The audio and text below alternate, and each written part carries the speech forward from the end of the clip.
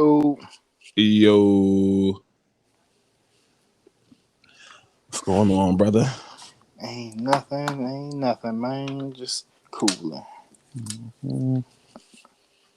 Hey, had a light week on the celebrity front. Hmm.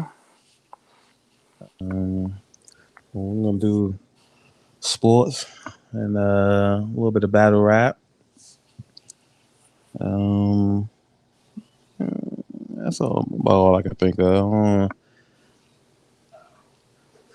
Guess you wanted to touch on the whole academics thing. You can. Oh, that was kind of good. Not really to talk about. Just a little Yeah. interview we had with 21 Savage.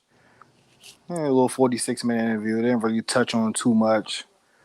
Just touching on like artists they like, and they basically were discussing the problem between Meek and academics, but nothing really noteworthy for real. Man, well, like we said, it's been very light on the celebrity front. Well, one thing I could say, even though I didn't do too much research into it, um, R. Kelly was found guilty on those some of those charges he was facing in court. So I guess we'll have to see what comes from that. You know what I mean? Hmm. Um, you canceling R. Kelly, man?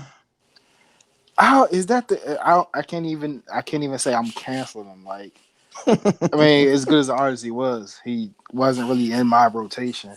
You know what I'm saying? Oh, Even in my like little R&B playlist, odd enough it is to say, I don't know, when I made the playlist, it wasn't nothing too big. Though I gotta add it. all So right. he makes great, amazing music, but like it ain't a stable that I need to listen to. So me say I'm canceling, it's not really saying that. So I didn't really listen to him. You? Okay. Uh, I ain't not really heavy in my rotation either, outside of a couple of features on some Jay-Z songs. You know, um, I don't think I'll stop listening to those songs. It's about three of them, but yeah, really ain't gonna put too much stock into it either. I guess you know what I mean. Yeah, I'm about to But say, don't feel. I'm not saying you, but just people in general, man. Don't feel pressure. Do whatever you feel like. You know what I'm saying? If you still want to listen to some of that music, sometimes music holds a near and dear spot to you. You know what I'm all right, especially if it's doing like positive things for you and your mind. You know what I mean? saying? Yeah, if that's something you want to do, you go ahead and do it. Don't shame other people for whatever. That's one thing Yeah, we got to get to as a culture. Like, just do what you do. You know, don't worry about the next man or whatever. yeah. And even if you do, just respect it. Like you said, don't shame nobody for you still listen to his music. I mean, you'll fuck with kids. You know what I'm Yeah, yeah. It's like, come on. saying? Yeah, we It's like got you supporting R. Kelly, and like I heard R. Kelly has like a bad deal. He doesn't even get paid really for that money anyway. You know what I'm saying? right. So yeah. So moving on to better things, at least somewhat. No, but this past weekend we had URL Summer Madness, man. Summer Madness 11, and which saw the championship round of the Ultimate Madness 4 tournament with real name Brandon versus MVP. 25K on the line. Real name Brandon ended up pulling out the victory. A lot of people think it was 3-0 ish. Um, Also, they also like how they had the big check, man. I like that for some reason. Yeah. How'd you feel about this battle? Yeah, this battle, the battle was good, man. And like you said, some people thought it was 3-0 ish. I'm one of them people. Not Mhm. saying that MVP did anything bad, but just real name Brandon showed up like it was 25K on the line, and All right, he wasn't playing around. You know what I'm saying? So, but shout out to both of them two gentlemen, man. It was a good match, man. definitely, definitely look forward to seeing both of those cats. Newer generation is definitely carving these niches out for themselves, which is Yeah. real good, man. Real good. Um, so that I mean, technically that's a part of the Summer Madness card, but basically that was kind of like a pre-show, so to speak. Yeah, like we talked about in wrestling. Yeah. So that will lead up to like the main card, which we saw Arsenal the Rebel take on Lou Castro. Another one of these young cats, up and coming. Well, I wouldn't even say up and coming no more. Freshly through the door, you know what I mean? Yeah. Um, I feel like he has a lot of star power in the making. How'd you feel about this battle? This one was surprisingly better than what I thought it would be. Mm-hmm. Like Arsenal is straight, but like he isn't one of my favorites, one of my go to guys. And the Right. same thing with Lou. Like I think I said on the pre-show. Oh man, that's a pre-show. The other show, last podcast, that I wasn't sure if he was quite ready for it. You know what I'm saying? But Mm-hmm. he proved me wrong. He definitely was ready for it. Definitely displayed that star power you said, and like when he hit his patented "a big dog," crowd was rolling with him, man. So yeah, and he surprisingly like did way better than I thought. Like could have been 2-1 debatable either way. Right. Right. Um, I definitely, even when you pick these battles, it's like you pick them, but it don't really matter. Like we both already said, like as long as you don't get killed, it's a win in your book technically. Yeah. You just hold your own. That's a W. But yeah, like you said, definitely could have been 2-1 either way. Of course, I'm biased towards Lou, so I went with Lou. You know I what I mean, mean? I'm not biased. I can't lean towards Lou.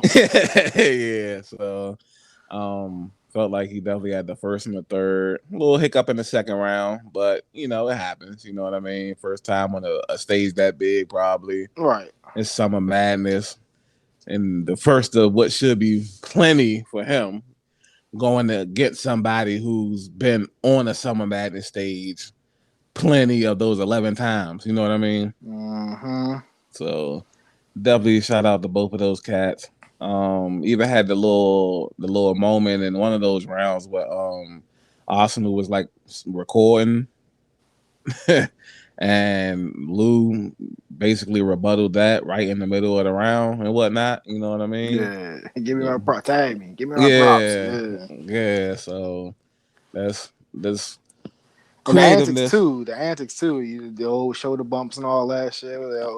Funny, Hmm. entertaining stuff right there. Yeah, definitely trying to bully the bully, and then the bully's trying to bully you like you a young cat and you stand your ground, man. Real dope shit to see.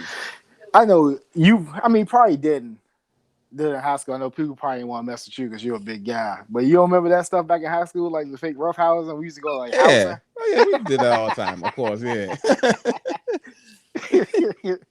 Oh man, good yeah, stuff. definitely, definitely good stuff. So that would bring us to the next battle, and which was Chess versus Easy the Block Captain, which was easily battle of the night. Um, Chess definitely was clicking on all cylinders, as was Easy, and this was such a fire battle. How'd you feel about this? Yeah, man, this is definitely battle of the night, and this is like what I be speaking of. It's like, man, give these younger guys, even though like they both kind of been around, but like they not in legend status yet. You know what I'm Right, saying? So right, like, yeah, give some of these guys more chances, more plates, man, because this is what's bringing you the fire, the meat and potatoes of your pay per view. Like, yes, all the other guys gonna bring in the revenue, the names, and all that to bring in the arena people to the arena, but this is gonna make the show. Like, if you don't have you take this match away from this card. Oh my god, this is a very very bad card. But this definitely definitely back was a on. fire battle. Like, I don't even know which way to call it. You know what I'm saying? Right. Like, This is they one of called your those. wins. Right, I about to say this is one of those ones where you could just you ain't gotta pick a winner for this. Just let it rock out. You know what I Yeah, I can't mean? wait to watch it on the rewatch. I think I got it on the iPad, but Oh yeah, okay. I Uh, definitely can't wait to rewatch it on the replay. hey, you got the app, right? Yeah. So when did they say tomorrow? I think. I'm not sure. I ain't here when they said. I know they normally used to like do every like weekdays, Monday, not yeah, every odd day, like Monday, Wednesdays, and Fridays. But they schedule kind of been off. Oh, okay. Hopefully they do upload them John soon. Like that's one thing about the URL app. Like whenever it's something to upload, you know what I'm saying? Like highly anticipated like this, they don't make you wait too long. And that's what we definitely need. At least that one. Yeah. You can make us wait for like the more we go into this car, you can make us wait for this other shit. You know what I'm saying? Facts. So I definitely enjoyed this battle. Just two hungry cats. You could tell like each one wanted to win. You know what I mean? Facts. Like material was super fire, super prepared. Um, definitely a classic. You know what I'm saying? Yeah, classic. Uh, and that would lead us into okay, so they're gonna start getting out of order after this one because I know they kind of changed up the order and whatnot. But I think it was Sue Surf versus John the Don. I think that was actually next year. Okay, and this was a lot of people thought this was 3-0 ish. Return to Sue Surf, man. He hasn't been seen since his loss to was that 40 bars, Mm-hmm. and a lot of people were saying that without a crowd, he's just not Sue Surf. He can't do it in a small room. The reverse effect of like certain other rappers that we're going to get to in the night who people think they need to be in a small room. You know what I'm saying? Mm-hmm. But this one kind of caught me off guard, man. Maybe you too. I was completely expecting more from John the Don. You know what I mean? Right. This was, I'm not gonna say it was a complete letdown, but it was a letdown. You know what I mean? Yeah. I don't know if you take Surf off out of this battle. I don't know who you could put in to replace Surf who wouldn't have won, no matter what material they you know what I'm saying? Yeah. That's how I felt. Like that's how bad I felt John's material was. How'd you feel about this battle? Yeah, I echo the same sentiments, and it's like I'm not really high on either or, but I Mm-hmm. was just, me. I like the feud, animosity, so I'm feuding on that to make this a fire battle for me. This that kind of amped me up to want to see this battle. Like John's been chasing this guy for like 10 years or something like that, right? Right. So I'm thinking like, yeah, he probably got like tons of stuff that he done like maybe on wrote stuff, put stuff in the tuck, or he just got a whole mountain of stuff just to sit on, just to talk to him, and it was none of that. Like you said, like you could put anybody in front of that, and they'd have easily won that, and it probably definitely was 3-0 ish, and maybe I thought it was baloney, and also for somebody of this stature, how they say Sue Surf is, he should be able to. If you're that good, you got that stature, you should be able to operate any room. So I wasn't really buying into it, but maybe it is. Maybe he needs a crowd. You know what I'm saying? I guess to hype him up so he can get going or whatever. So how do you feel like his material was? Do you feel like if this was in a small room, this material still would have been fire? Do you feel like his style is different on stage as far as like what he talks about? Because he did have the crowd going crazy and he was like fire to a degree. You know what I mean? Yeah, I But don't know how well it would have hit in a small room. right. But I just He felt probably like still won because like if he'd got through his stuff, if he could didn't push out choke. push out the monsters of his small room fears and got through, Yeah. he probably still would have won. But like that's the whole allure with like them people like that. You know what I'm saying? Like the crowd be hanging on to every word Yeah, you gotta and really it makes moments. You know what I'm saying? Versus if people was like listen to unbiased, who knows mm-hmm. how well that would have hit. Right. Me, how I like to look at things, I like to like I like to be like, all right, what if somebody else was saying that? Would the crowd be fucking with it? Yeah, I mean, I like that too. I do that with real rap too. Right. And that's your answer a lot of the time. But definitely was disappointed in John. And Sue Surf has a quick turnaround. I guess we'll get to that and after we finish up the card. Oh, you about to let me something I don't know. Yeah, so I guess well since we're on the subject of Surf, yeah, so apparently on that Drake card that's coming up, Drake can collaborate with the URL. Sue Surf was initially supposed to battle Calico after Calico's great showman against Geechee Gotti, which we'll get into in a little bit. And but this morning, for some reason, Calico was snatched out of the battle. I'm guessing it's over finances, a disconnect on like the financial situation. But they saying that Surf is gonna handpick his replacement to go against for the Drake card. You know what I'm saying? Okay. So we'll see how that pans out or whatever. But quick turnaround because that card's coming in what, about 3-4 weeks? Yeah. Yeah. I think Yeah. like the end of October. Yeah. So it's September the 30th. So you got about a good 4 weeks. You know what I mean? So Mm-hmm. we'll see. Last time Surf was doing this kind of stuff, this is what led to like that downward spiral. You know what I mean? Good note. Good note. So we'll see if any lessons were learned. You prepared differently. Was he expecting a light John? So maybe he held off on some material. You know what I mean? True. So we'll just have to see. And then it comes down to who he's going to battle too. And that's what I was just about to say. I don't know who he would pick. Yeah. Obviously in the comments, a lot of people were suggesting JC. It's not gonna happen. Right. This is not gonna happen. It did like that's my boy, and he's probably one of the bigger name for that Drake Right. pay-per-view or whatever card.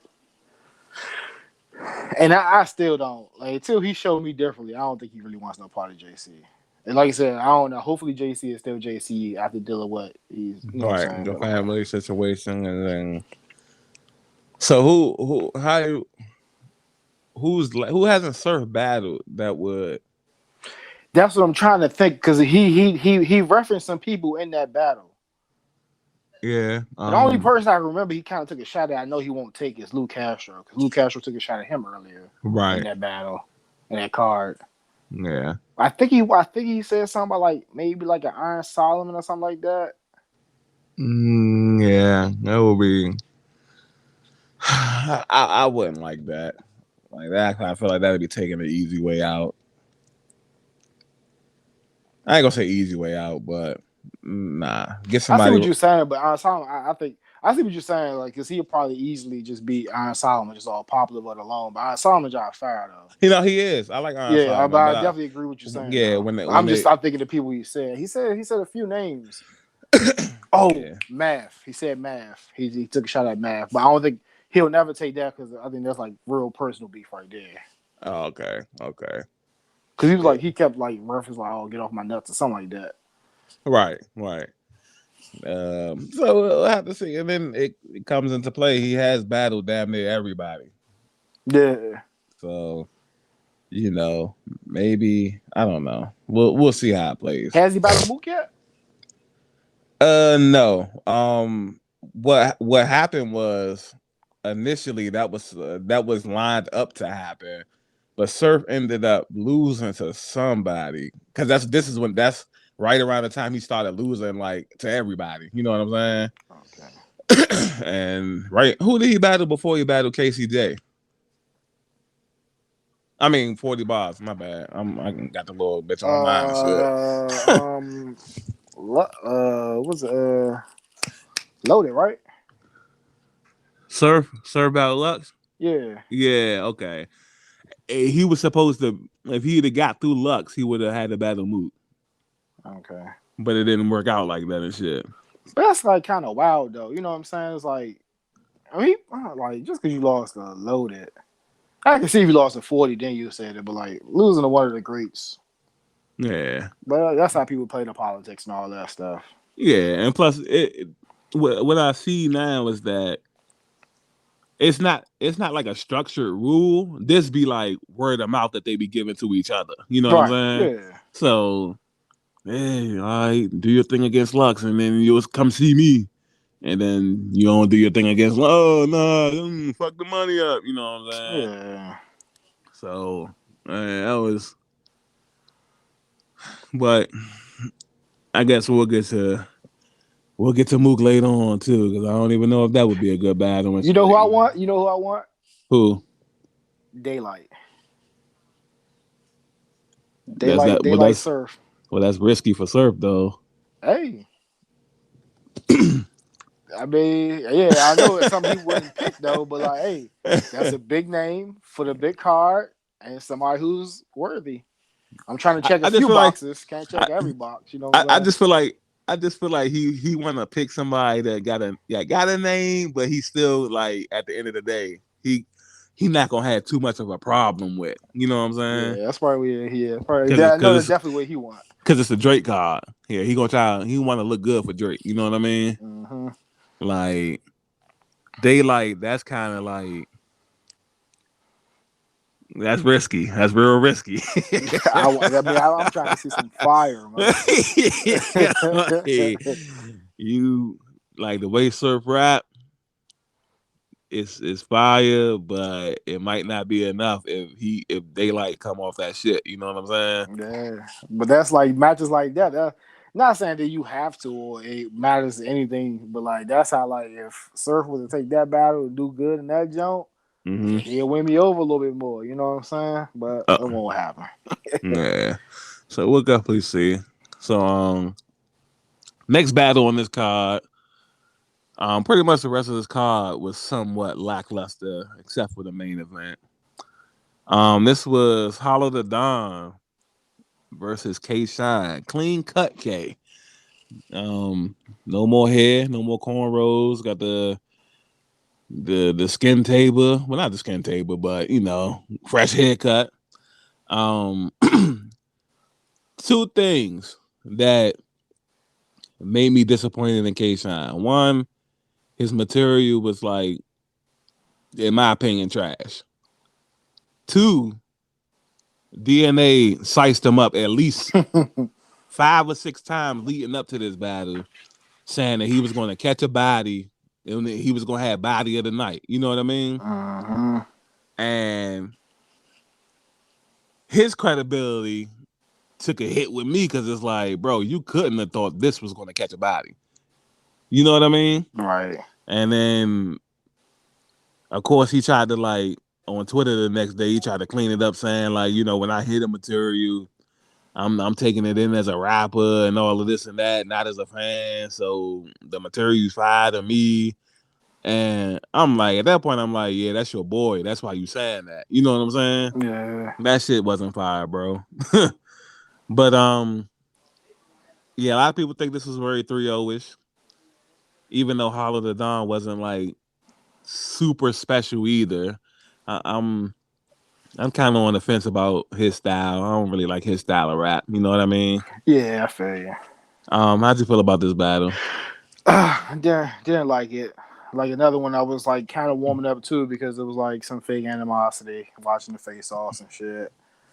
Um, yeah, it was just wasn't good. Like you said, both of them was very, very lackluster. K Shine, well, I'm not a fan of either one of them. K Shine definitely let me down the most. You know what I'm saying? I'm trying to like see what people were saying, because it was a whole run. Not me, not even really diminishing what he did. Because like what I'm saying, like niggas all sicing him. He went on a run of like maybe a couple years of not even losing a round. And Well, that's what he was saying. He definitely was losing no, rounds. no, I mean it was not just him. It was a lot of people saying it. Right, It right, was a lot right, of people saying it. You know what I'm saying? right. I don't believe that either. You know what Yeah, I'm yeah, saying? hell But no, hell no. yeah, but I'm just saying though, like he was like he was on a run though, Right. and like and it's just like for Chella, it's just like a super drop off. But I never really big on K Shine or DNA. And I'm definitely not. I wasn't really big on Hollow. Hollow was a little bit. I like Hollow a little bit more than them two. But I don't know. Like I wasn't really expecting that. But I seen the last few Hollow battles. And I'm like, yeah, I don't want to see him. You know what I'm saying? Cause that's what I was saying about this whole card. Like we was talking about it because we seen like some of the matches here and there. And I'm just like, I don't know about this joint, this whole card in general. And like, yeah, it's wasn't it for me, man. Yeah. Um.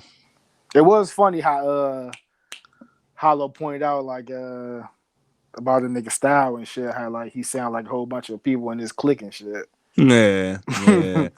And even a lot of people on Twitter was saying like the same thing, and he need to go back to his twerk variation.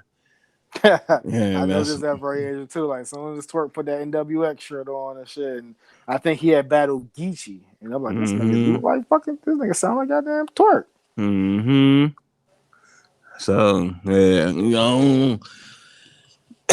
that whole it's crazy how like shit the tables turn like quickly because that whole you ain't lost and the crazy thing is if you go back to that Chilla Jones battle, I called it that Chilla was probably gonna fuck him up because he just came in super arrogant, like even more arrogant than normal. You know what I'm saying? Mm-hmm. And I ain't lost a round in 2 years, and yeah, champion of the year.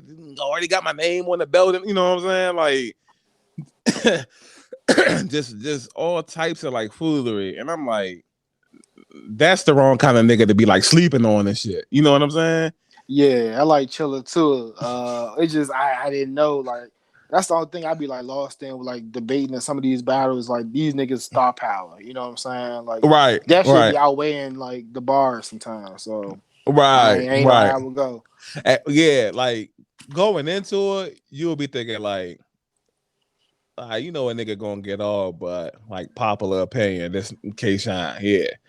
But like we were saying earlier about the surfing whole daylight thing, it's like real risky though. Yeah, You know what I'm both saying? yeah, both of them niggas popular though. Like and then Right, like you said, and, you know what I'm saying? So you gonna have to come with it because the other one popular just as you, so you right, can't lean on that shit too much. and then a nigga fuck around and just like utterly break you down in every round though. Yeah, that nigga daylight fucking around, leave Earth on your ass.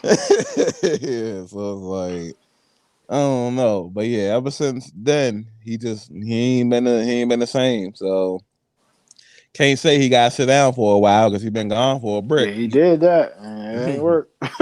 So we'll see, man. Oh, And speaking of like messing up bags, he probably definitely just messed up that bag because he was like slated to maybe not soon, but eventually battle probably daylight.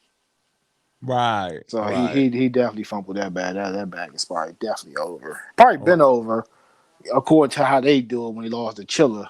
right. Then this whole display, nah.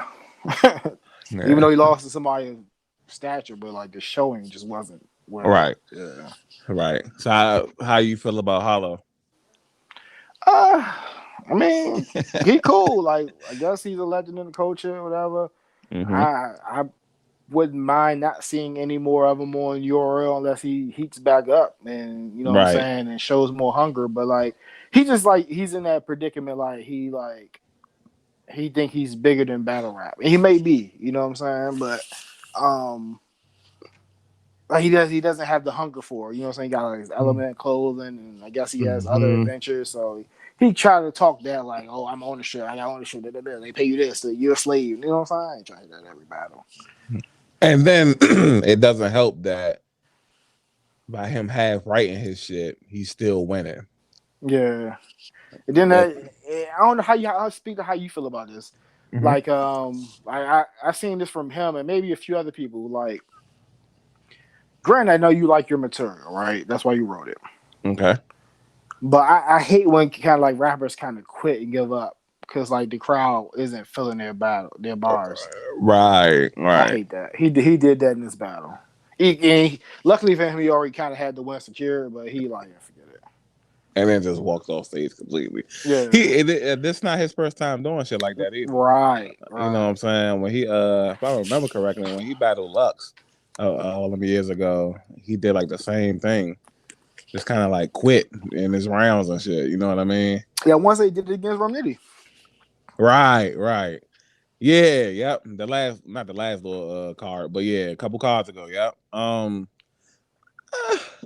That it just like you said, man. He thinks he's bigger than it. You know what I mean? Mm-hmm. Um, we believe it is politics and battle rap. And he probably believes that too. So if he feels like, oh, the crowd not fucking with me because he the fan favorite and I'm not, you know, or maybe it is, or I already got this W. Fuck these niggas. You know what I mean? Yeah. Um, uh, uh, like me, I'm good on Hollow. Like I can't tell you one Hollow line that I could recite. Like if somebody be like, "Yo, who you be fucking with? Let me hear some bars or niggas you be listening to." There'll never be a hollow line, you know. You know what I'm saying? I feel you. Yeah. So I I really don't have nothing too much to say about him. um, Going into the next battle, we had we already did Sue Surfing John John. We already did Hollow K Shine. We had Murder Mook versus Reed Dollars. And so that this is unofficial because technically there's no such thing, but I'm making it up right here on the spot. That you know how you have like your battles of the night, Mm-hmm.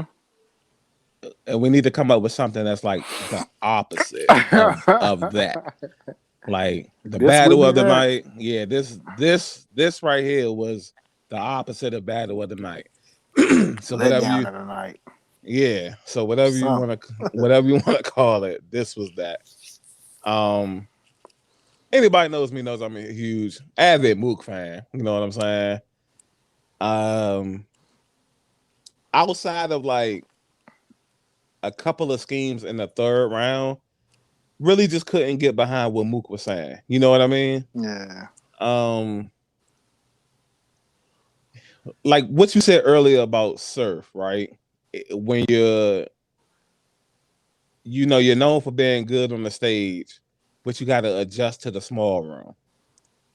I feel like Mook hasn't done that. It's just the reverse effect, though. You know what I mean? Like, I feel like he's good in the small room because that's what kind of rapper he excels at. That kind of rap where you're not gonna be disturbed. You can tell stories. You can break a nigga down. You know what I'm saying? Okay. Only I know what you're saying, but like I'm not gonna lie, I'm not a big Mook fan. That I never really watched none of his battles and nothing like that. Like Mm-hmm. I think maybe a few Jones with versus him versus like Lux or something like that.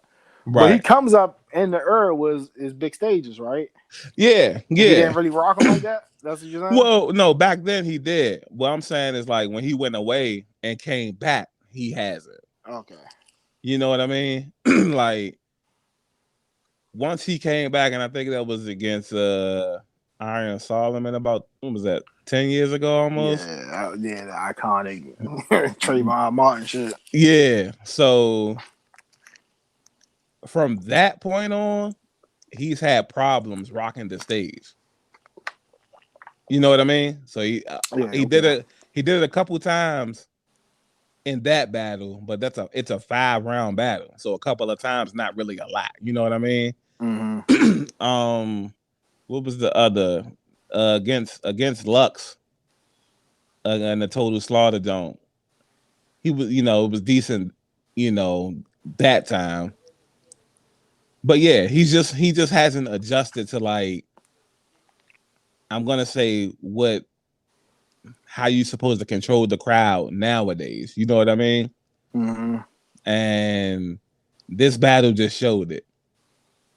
And I guess I'm only speaking on him because, like I said, I'm avid Mook fan and shit. You know what I mean? Yeah. So I can't really speak on Reed Dollars because I can't tell you the last time I even seen a Reed Dollar battle. So you know, once I let you can cover both when it, but yeah, I feel like I was just disappointed. You know what I mean? Yeah. And even when people, oh hey, man, Mook doing this and that, I think it was all right, but it wasn't all right though. You know what I mean? Yeah, I feel you.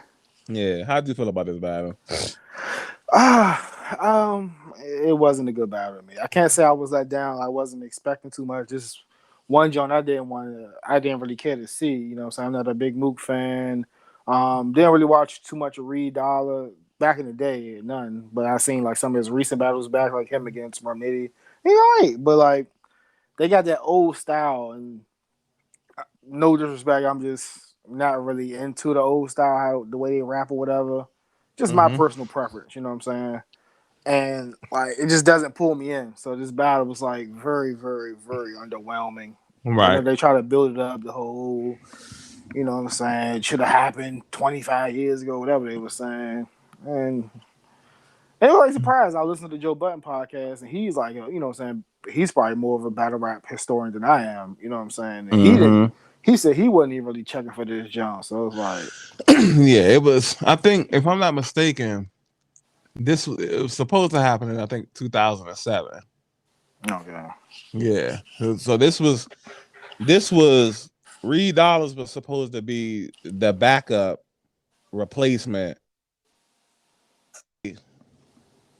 when Cassidy battle because was supposed to battle Cassidy way back when. You know what I mean? okay, And Reed Dollars was like the replacement because it was a battle he had against the Philly nigga named Young Hot and shit. okay.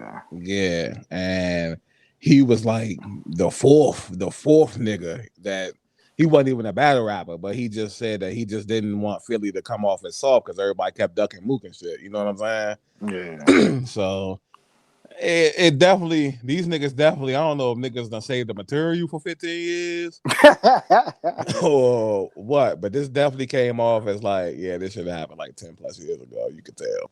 yeah. So I mean, hopefully going forward we'll see. Um, I think you had said something on the last podcast that Reed Dollars' last battle was I. You know what I mean? Yeah, he had already shown against Rum Nitty. Right. And granted, probably wasn't the best Rum Nitty, but I mean, all right. He got all right for me in that battle. He was all right. Yeah. So we'll see what's next for both of these cats. Um, like you said earlier, maybe might get a Mook versus Surf at the Drake don't. Um, not sure if I would like that, but I wouldn't like it, but he probably won't get it. Like you said, Mook, he might be able to Surf mess up the bag. I don't know. mm. Maybe did he re-secure the bag by beating John John? I don't know. Well, it depends because it's like I feel like the ball is in Surf court right now and not Mook's. You know what I'm saying? Oh, you think so?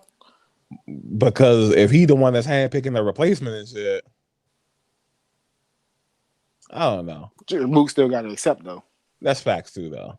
And And if Mook is playing like the big dog, big brother role, he ain't going. yeah, Yeah, I hate that stuff, man. I hate it. that's that pride and ego. Cause he's not gonna let Surf have the ability to be like, I brought you on this card. Right, You know, yeah. That's yeah. why I was like super surprised that like John and Surf went on so early because that's like one of the John things. Like I mean, not John things, Surf things. Like whenever you hear him talking and what's that? What's Face the show? off. Face Off. Yeah, he said, Mm-hmm. "Oh, I'm here while you closing. That's why it's me. What are you talking to the Mm-hmm. 40 and whoever? You know what I'm saying?" Right. So I was surprised about that, or at least you know what I'm saying. At least they'd have went before the last jump. Right. I was And surprised that it Khaled probably Burnham went last.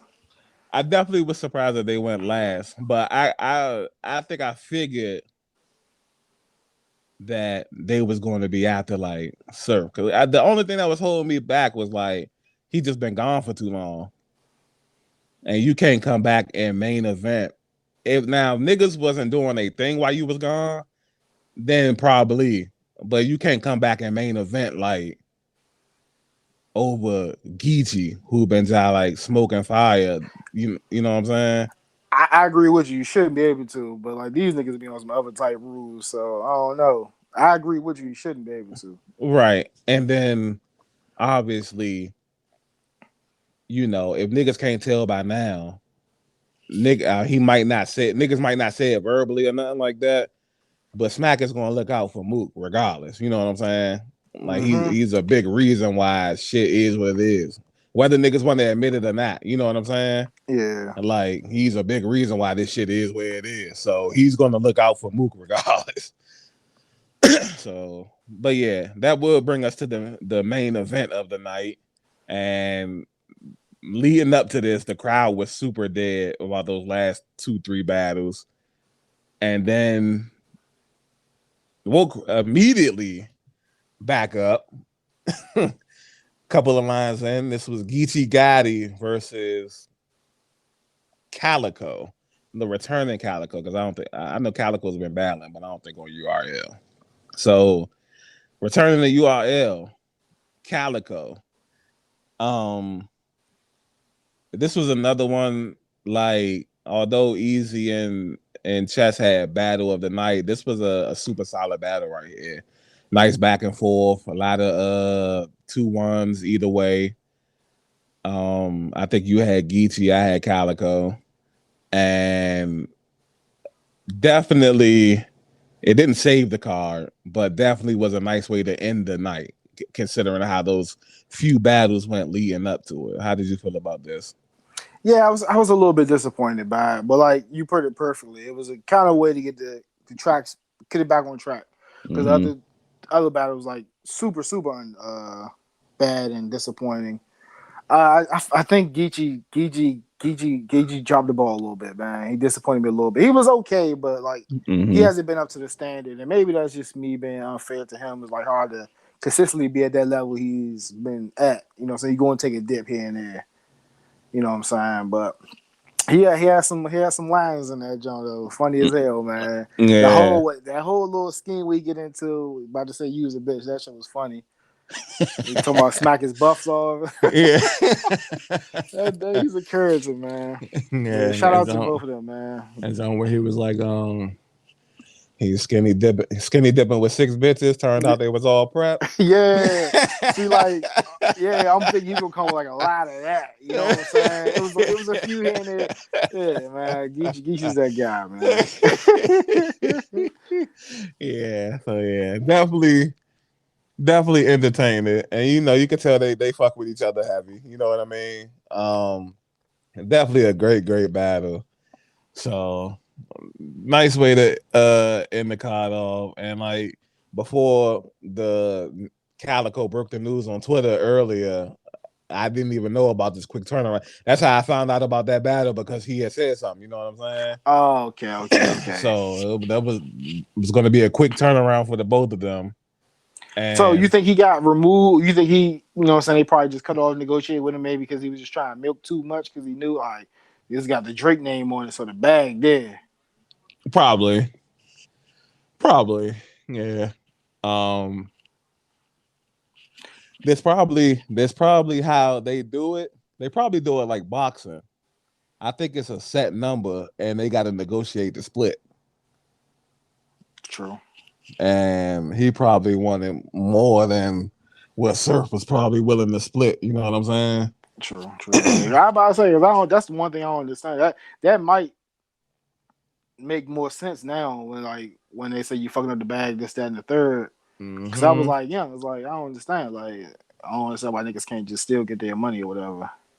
Oh Or yeah. maybe I don't know. Maybe some niggas I'm about to say like Twerk keep getting his money.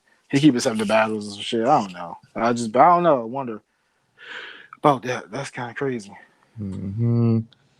So we'll definitely see who going forward. I kind of feel like Surf got his like he got a hand in like a lot of this though because it's like he on the card, and then I ain't gonna say magically, but coincidentally, Jazz the Rappers is returning after what 2-3 years, and she's going to be on the card. You know what I mean? I think too. I think like it might be part of that too. But I just think like the money is there because it's the whole Drake Allure card. So like niggas can actually get what they been waiting for and shit. Cause I Oh, know okay. Jazz want that money. You know what I'm saying? She ain't gonna come out for if it ain't a bag. Surf always talk about money. You know what I'm saying? Right. So interesting to see going forward. Again, the card is literally in 4 weeks, so they're gonna have to start. I don't know whether they already have the battles lined up and they just gonna release them one at a time. You know what I Oh mean? yeah, I'm pretty sure they got the battles lined up because, like you said, Bama's got a right. You know what I'm saying? So they know who they going against. Right. They just ain't And telling us the whole card yet. yeah. So had to been definitely pre-negotiated if Summer Madness was this past weekend. It's only Thursday, and not only did we find out about this Calico and Surf battle, but niggas is getting pulled out the battle. You know what I mean? Yeah. So that means it's definitely other battles probably on the table. So look forward to seeing like what's going on with that. Um, is that it about anything you want to say else about Geechee and Cal or Summer Madness you are in general? Not really. Just man, just keep giving these young guys plates more, integrate them more into it. Like you can still use the older guys, but that's the only thing is like you can't force the older guys to take on some of these younger guys. Cause Facts. like you can like that whole Sue Surf picking this matchup can like open it up more if he would like take like an easy or something like that. You know what I'm saying? Right. But he not gonna do that because he gonna play. Oh, you ain't ready for this. You know what I'm saying? But that would just make it way more refreshing. You know what I'm saying? Like how we refresh with AEW because there's Mm-hmm. so many matchups that can go on. But like imagine if like you know what I'm saying if Daniel Bryan or I'm not or CM Punk or I'm not battling no wrestling no Darby Allin. He's not even on Yeah. my level. You know what I'm saying? So it's like I just wish Mm-hmm. they would open it up more, make more matchups, more content. You know what I'm saying? Definitely. Definitely gotta open that shit up. So I like the way that the young is moving though. You know what I'm saying? Yeah, man. That's why like, I want to get them more incorporated, man. They hungry, Mm-hmm. they're not messing up. You know what I'm So they, saying? They rise to the occasion each and pretty yeah. much every time, man. So it's gonna be a crossroads eventually that you ain't gonna be able to deny these niggas. You know I what just they I'm say that you can't deny them forever. saying? And you can Man, get run. up, you better get them out the way now before really be a problem. Right, right. Yeah, that's it, man. That's it. Good shit. Looking forward to this card though. We'll have more info in the coming weeks on that, y'all. So I guess before we get into the football, since we like got a lot to talk about with that, we could cover the basketball right quick. You know what I'm saying? All right. Um, there's not even going to touch on this a lot, but obviously there's still tons of Ben Simmons drama going on. You know what I'm saying? Yeah, latest is he's willing to sit out the entire year. Um, doesn't care about fines. Feels like Philly's just being petty, trying to fine him and stuff like that. Um, does kind of make Philly look silly, kind of, sort of. He literally just gave this guy $200 million. You finding him 50,000 here and 50,000 there. That what is that going to do?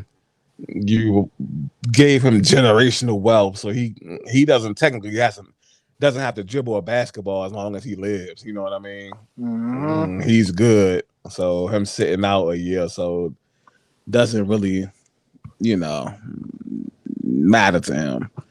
Um, lately, which is what they should have done after the season, but they didn't. Lately, Joel Embiid and Doc Rivers have been on a super media run, basically covering their tracks of what they said after that Game 7 loss at the hands of the Atlanta Hawks back in the was that semifinals, Yeah. back in the Eastern Conference semifinals, in which they both were avidly basically dissing Ben Simmons, and now they're going around every chance they get saying that they want him back on the team, and he just needs to work on it, get better. Don't let people get to him. Blah blah blah. What do you think about this? I'm so over this. I can't wait for this to end, man. And then like I know you say he got that money, but have we ever seen a player like really sit out the whole year? I think he'll be back in camp. I think he'll Uh, be back in camp. you think so? Maybe not camp because I mean, camp. not camp, but he'll be back. He'll be back. He'll be back. He'll play for the 76ers this year unless he's traded. I'll say that. Okay, I'm not. I'm not sure. Like I'm trying to think. Have we seen somebody sit out like? I think like a lot of people always threaten it, but they end up back there. Yeah, I think in football people sit out, but for the whole year, oh no. But yeah, I'm kind of just over it until like something Yeah. substantial happens. Like I think like the latest trade rumor, they tried to trade. They offered to trade him for Jamal Murray. Yeah, Come on, which is ridiculous. come And on, then, bro. Philly expecting this king's ransom Yeah, it's not for gonna happen, bro. a person that you want to trade. They wanted to trade him. You know what I'm saying? Yeah, there's so many things going wrong. Like you want to trade him. Like we seen what happened in the playoffs. He get paid so much money. Like it's not a pill in the trade. All right. And then you want so much plus no. Like no, bro. Uh, It's going like if you trade for that, it's going. I can't see no scenario where a team trades for Ben Simmons and makes their team better. Facts. Unless you trade him for absolutely nothing. You trade him for like a nigga on the bench Yeah. who don't see time. Then Yeah, yeah, I about to your say team would towards the technically get better. I about to say towards the end of the bench, but you got it.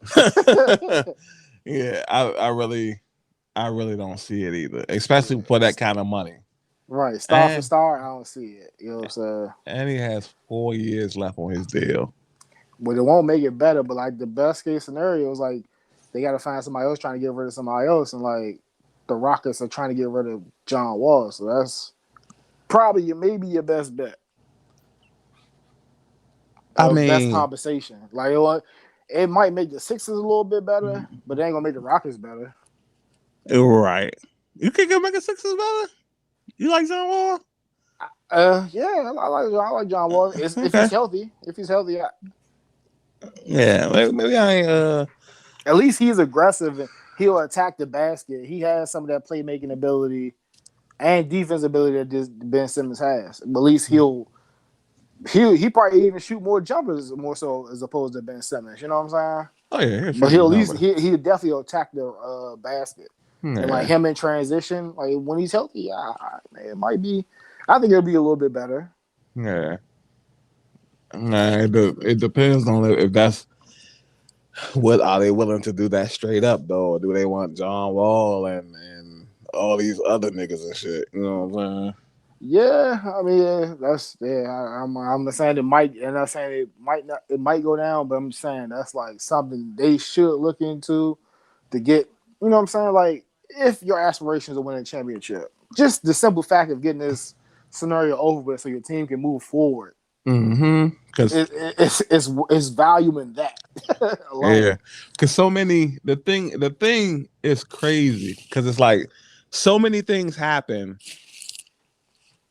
in that series. Like not only did they lose, but the mystique was just broken. Mhm. Like niggas not gonna be scared of Philly no more. We just watched Trey Young and them go into Philly games 1, 5, and 7 and get and, one. put niggas away. Like you know what I'm saying? Like Yeah, no, like even if nothing like dramatic happened from that point on, something dramatic had to change. You know what I'm saying? yeah. Like losing in a 7 game series, that's not bad. Being the number one seed and losing to a team, and you know the Hawks is a great team, but at the same time, like if y'all was going to lose to the Hawks, and the Hawks came in there and got Game 7, I get it. But y'all let them niggas get almost all of them Jones. Yeah. You know what I'm saying? Like y'all had 4 games at home and y'all lost 3 of them. Yeah, then like we thinking this y'all was that close to going to the finals, you know what I'm saying? So we think y'all about to get over the hump. And then to lose to the Hawks, who a team a lot of people didn't even we Give shouldn't even been yeah, there. give 2 fucks about it. Shit. You know what I'm Right. saying? Like something dramatic would have had to happen for me. You know what I'm It has saying? to, it has to, it Yeah. has to. Yeah. So it's like, what are they trying to get the nigga back on the team? Are y'all really going to go forward with the same shit? You know what I'm Right. That's saying? what I'm saying. It's like, I don't know, it's like it's just so bad. Like now they're trying to save face, like you said, doing the whole media run. Because they figure they can't get what they want. They're being stubborn. You know what I'm saying? They don't Mm-hmm. want to trade them. Or maybe they want to trade them, but they can't get what they want back. I don't know why they thought they was gonna get that anyway. So now they're trying to save face, and it's so bad. Yeah, that's just messy. But a little something. Moving on to something that's a little less messy. Not really messy at all. I guess if you want to say it's messy on AD's behalf slightly, then cool. But we talked about this over the weekend. There's a lot of media days popping off the first two couple of days of this week, Monday and Tuesday, which means the NBA season is officially back. I know I was like into this kind of stuff, and it's basically just situations where your team shows up to the facility, all the new members, the new coaches, and all of that. They're doing interviews, they're doing the team photo shoots, individual photo shoots, and basically, yeah, it's basically official start of the season. So obviously, the Lakers made a lot of moves this season, basically turning over damn near their whole roster. And there's been a clip of Russell Westbrook saying that he has to make sure he's there to push AD every night. Also a sub video of him saying basically the same thing to Rondo as well, but AD is the star, Rondo's not. And basically, I even saw a headline. I didn't read it, but a few minutes ago, I saw a headline of Stephen A. Smith responding to the video and basically saying that reports out of LA was that AD came to camp kind of out of shape. You know what I mean? Okay. So that might have been why Russ said what he said. But how you feel about this? That little tidbit of information you just let me know makes it better for me now. Okay. Right. Because I was like, okay, like who? I mean, granted, Russell Westbrook, MVP, walking triple double. I'm like, who the hell are you to tell AB? You know what I'm saying? AD, he got to, you know what I'm saying? You just coming here, like, just taking over leadership, telling niggas they got to, you know what I'm saying, do better. I'm like, I don't know. It's kind of a little rubber. I mean, that's good. But I was like, I don't know. Like, I said, it got to come from somebody else. You know what I'm saying? Right. Like a LeBron or something like that. Yeah. But like you said, LeBron, he ain't tripping off that shit. LeBron, hey, I'm telling you, I can see the way LeBron act, man. LeBron cruising, man. Like, He definitely put a team in order where he made could could cruise. cruise, right? Yeah. LeBron said, "Hey, Slim, I'm gonna turn 37. I'm about to be 40 in a couple of years, Slim. Hey, easy like Sunday morning. Let's get it." Nah, but I feel you. Do you even think LeBron would tell AD something like that? He might, but I even I'm not even the biggest LeBron fan, but I just don't. I don't know how the recording got out, but I think it'll probably be more private. And he goes about it in a more charismatic way. You know what I'm saying? If he was like overweight, hey man, get in the gym with me, or invite him to workouts or something like that. Right. That's But I probably don't what know he's how gonna do. I don't know how this audio clip came about. Like, what the hell is up with people Well, getting it recorded probably on? no, it probably was a clip from Media Day. Okay. Yeah, and they probably just I didn't they never like show you like the reporter's question. Just be the answer. You know what I'm saying? Okay. Yeah. Maybe the reporter just asks like about overall leadership, and then versus like LeBron and AD being the leaders or something like that. You know what I mean? Yeah. So yeah, we'll have to see. So you like the new Big Three's nickname, the Lake Show 360? You like that? So, It did. it, It don't come off right away. Like, oh yeah, that's sweet. mm-hmm. I don't know. Maybe they got to do something and live up to it. Or, you know what I'm saying? Bring it to life for me or something. You? Yeah, I like it. Me personally, I've always liked the Lake Show name. Anyway, Yeah, Lake Show's cool. yeah, like that was something that I first started hearing. I think right before high school with Kobe and them. The 360 thing, I mean, I Yeah, get that's the it. part I'm A like, yeah. 80, 83, LeBron got a new number 6, and the rest is 0. Uh, I can rock out with it. Give it a try. You know what I'm saying? Yeah, I ain't mad at it. Yeah. So, we'll see how that go. Um, we'll see plenty of them because they got the most prime time games out of anybody and I shit. bet. Yeah. So we'll be seeing a lot of the 360, but Yeah, we'll see how things unfold. So, also, I guess we got to dive back into the messy side of things, and it's basically not really a divide because it's like a super a lot on one side and only a little bit on the other side. But basically, also in the NBA, there's like a lot of vax versus anti-vax banter going on. Players such as Kyrie and Andrew Wiggins, few others, I forget their names.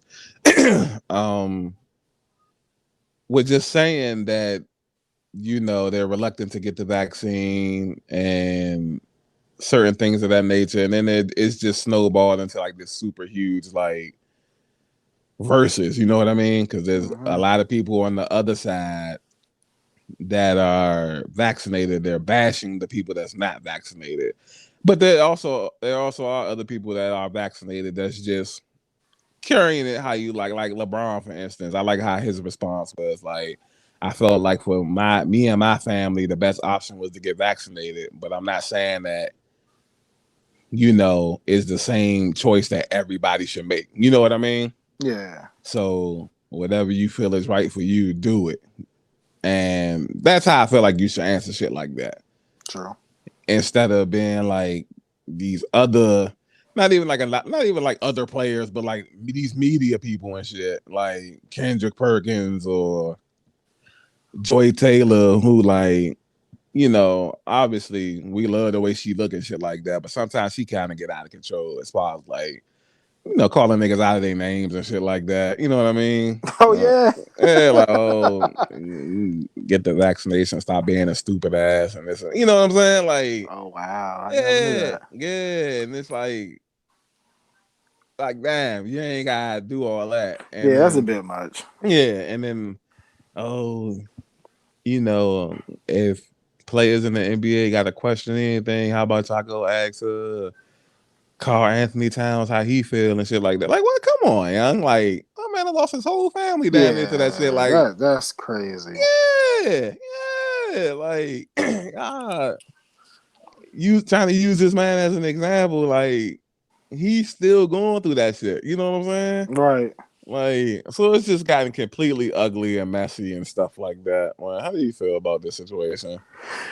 Yeah, you couldn't have said it any better, man. Like I kind of take the stance LeBron did. Like I ain't want to do it, but probably the best choice. Like they will have to get it eventually anyway. You know what I'm saying? So I just went ahead, started my process, and just knocked it on out. Yeah, I don't like how divisive this joint has become. Like people being real nasty, like you said, mentioning Cat's family, referencing that as opposed to why you should get it and stuff like that. That's just nasty. You know what I'm Yeah, saying?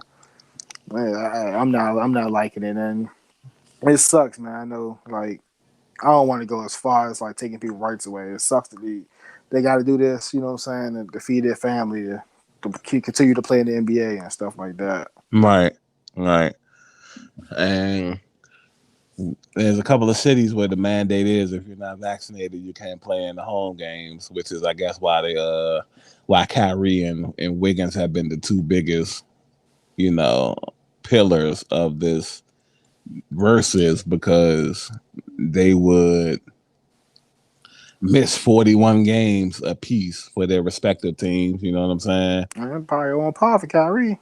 Yeah, close to it, yeah. Um, a lot of not a lot of reports, but a few reports that like came out and said that you know he's been in close contact and talking to KD, Kevin Durant a lot, so he might lean towards getting the vaccine. You know what I mean? Okay. Um, we'll see how that goes. Other than that, the initial reports where he was threatening retirement and stuff like that. You know what I mean? Yeah, that'd be crazy if we actually see somebody, especially of notoriety, retire because they just Yeah. refuse to take it. Right. And I, I get it. It can depend on how your mindset is. I know it can be scary. You know what I'm saying? Because we say all the time, like, we conspiracy theorists to a degree too. You know what I mean? Right. So if you and the kind that he seems like he's like full on out there. You know what I mean? Mm-hmm. So I get like the fears and the angst and stuff like that. But I mean, I don't know. Like we were saying, whatever you feel like you should do, just do it. Right. And as long as you're happy and can live with it, fuck it. You know what I'm saying? Well said. Yeah. So definitely hope these messes like simmer down soon. Because we're not that far away from opening night. Opening night is officially 2.5 weeks away. NBA season come back around That's quick, man. crazy. That's Yeah. crazy, right? So, preseason, well, at least for the Celtics, preseason kicks off. Today is Thursday. This coming Monday night. You know what I'm Okay. saying? Yeah. So NBA is officially back. So there'll be one more thing for us to be covering. At least of notable stuff. You know what I mean? Yeah, performances and games and stuff like that. Yeah. So that's very very dope. Anything else you want to touch on about the NBA? Not about the NBA. We just about to go into NFL. Yes, sir. You want to cover the AEW jump real quick? Okay, we can go ahead. All right. So, in the AEW, owner Tony Khan has took away powers from the EPs like the Bucks, Cody Rhodes, Kenny Omega, so they no longer have control over creative control over the matches and hiring and things of that nature. And I know, like a lot of people, we even might have speculated, Mm-hmm. "Ooh, what's going on? Is it already trouble in paradise?" Mm-hmm. So what do you think? Uh, right now I'm an L on the side of caution. I'm gonna say no. It's probably I'm gonna just assume there's not no fire or nothing. I'm after like I said after watching that little roads to the top. I think that's the name of it. Come to me. And it was like showing how much Cody got on his plate as far as like being a wrestler and a executive and whatnot. It's really a lot to take on, and it's probably super duper stressful for all of them because they're all like that. It's just he's the only one with the show. You know what I mean? Mm-hmm. And maybe Tony seen like some effects of like stress starting to overwhelm some of them. You know what I mean? Mm-hmm. Or maybe he started to see something, maybe it'll come to the light later on or things of that nature, and he's just trying to protect them from themselves at this point. You know what I mean? Yep. That's So exactly that's my mind started wondering. yeah, so that I'm gonna err on the side of that until maybe something dramatic comes out, or these niggas are just gonna bring in all their boys or something. You know what I mean? Or these Yeah. niggas just going, work with all their boys, or they being super creative with their matches, but when it come to other people's matches, they don't give a fuck for, you know what I mean? Yeah. So I'm gonna stay positive until something negative happens. What you think? Same way. Like I thought about it earlier today. Mm-hmm. When I was on my walk or whatever, I was like, yeah, maybe it's not so bad. You know what I'm saying? Just because like something like this happens doesn't mean there's anything bad on the horizon necessarily. Like you said, it could be like you said, it could be preventing something like you said, protecting them from themselves. Like you remember with the whole NWO thing, Mm-hmm.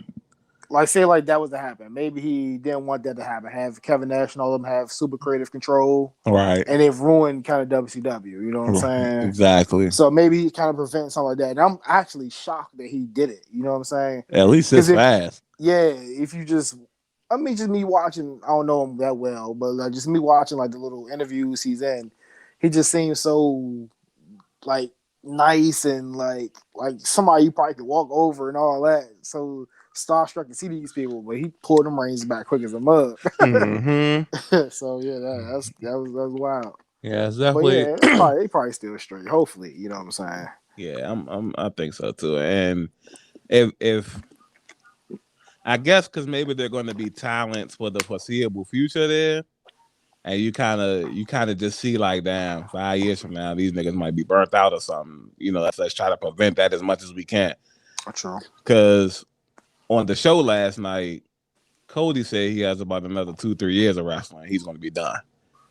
He doesn't want to be like super old wrestling. He's not gonna be like the Ric Flairs and all that type of shit. You know what I'm saying? Okay. He just had a kid and whatnot, so he gonna wrestle for another couple years, and he just gonna go full on executive mode. Okay. Okay. Good for Yeah, him. yeah, yeah. So, oh my bad. Picture of Jade just popped up. Speaking of AEW, Miss Cargill. Yeah, that is one special chick right there, boy.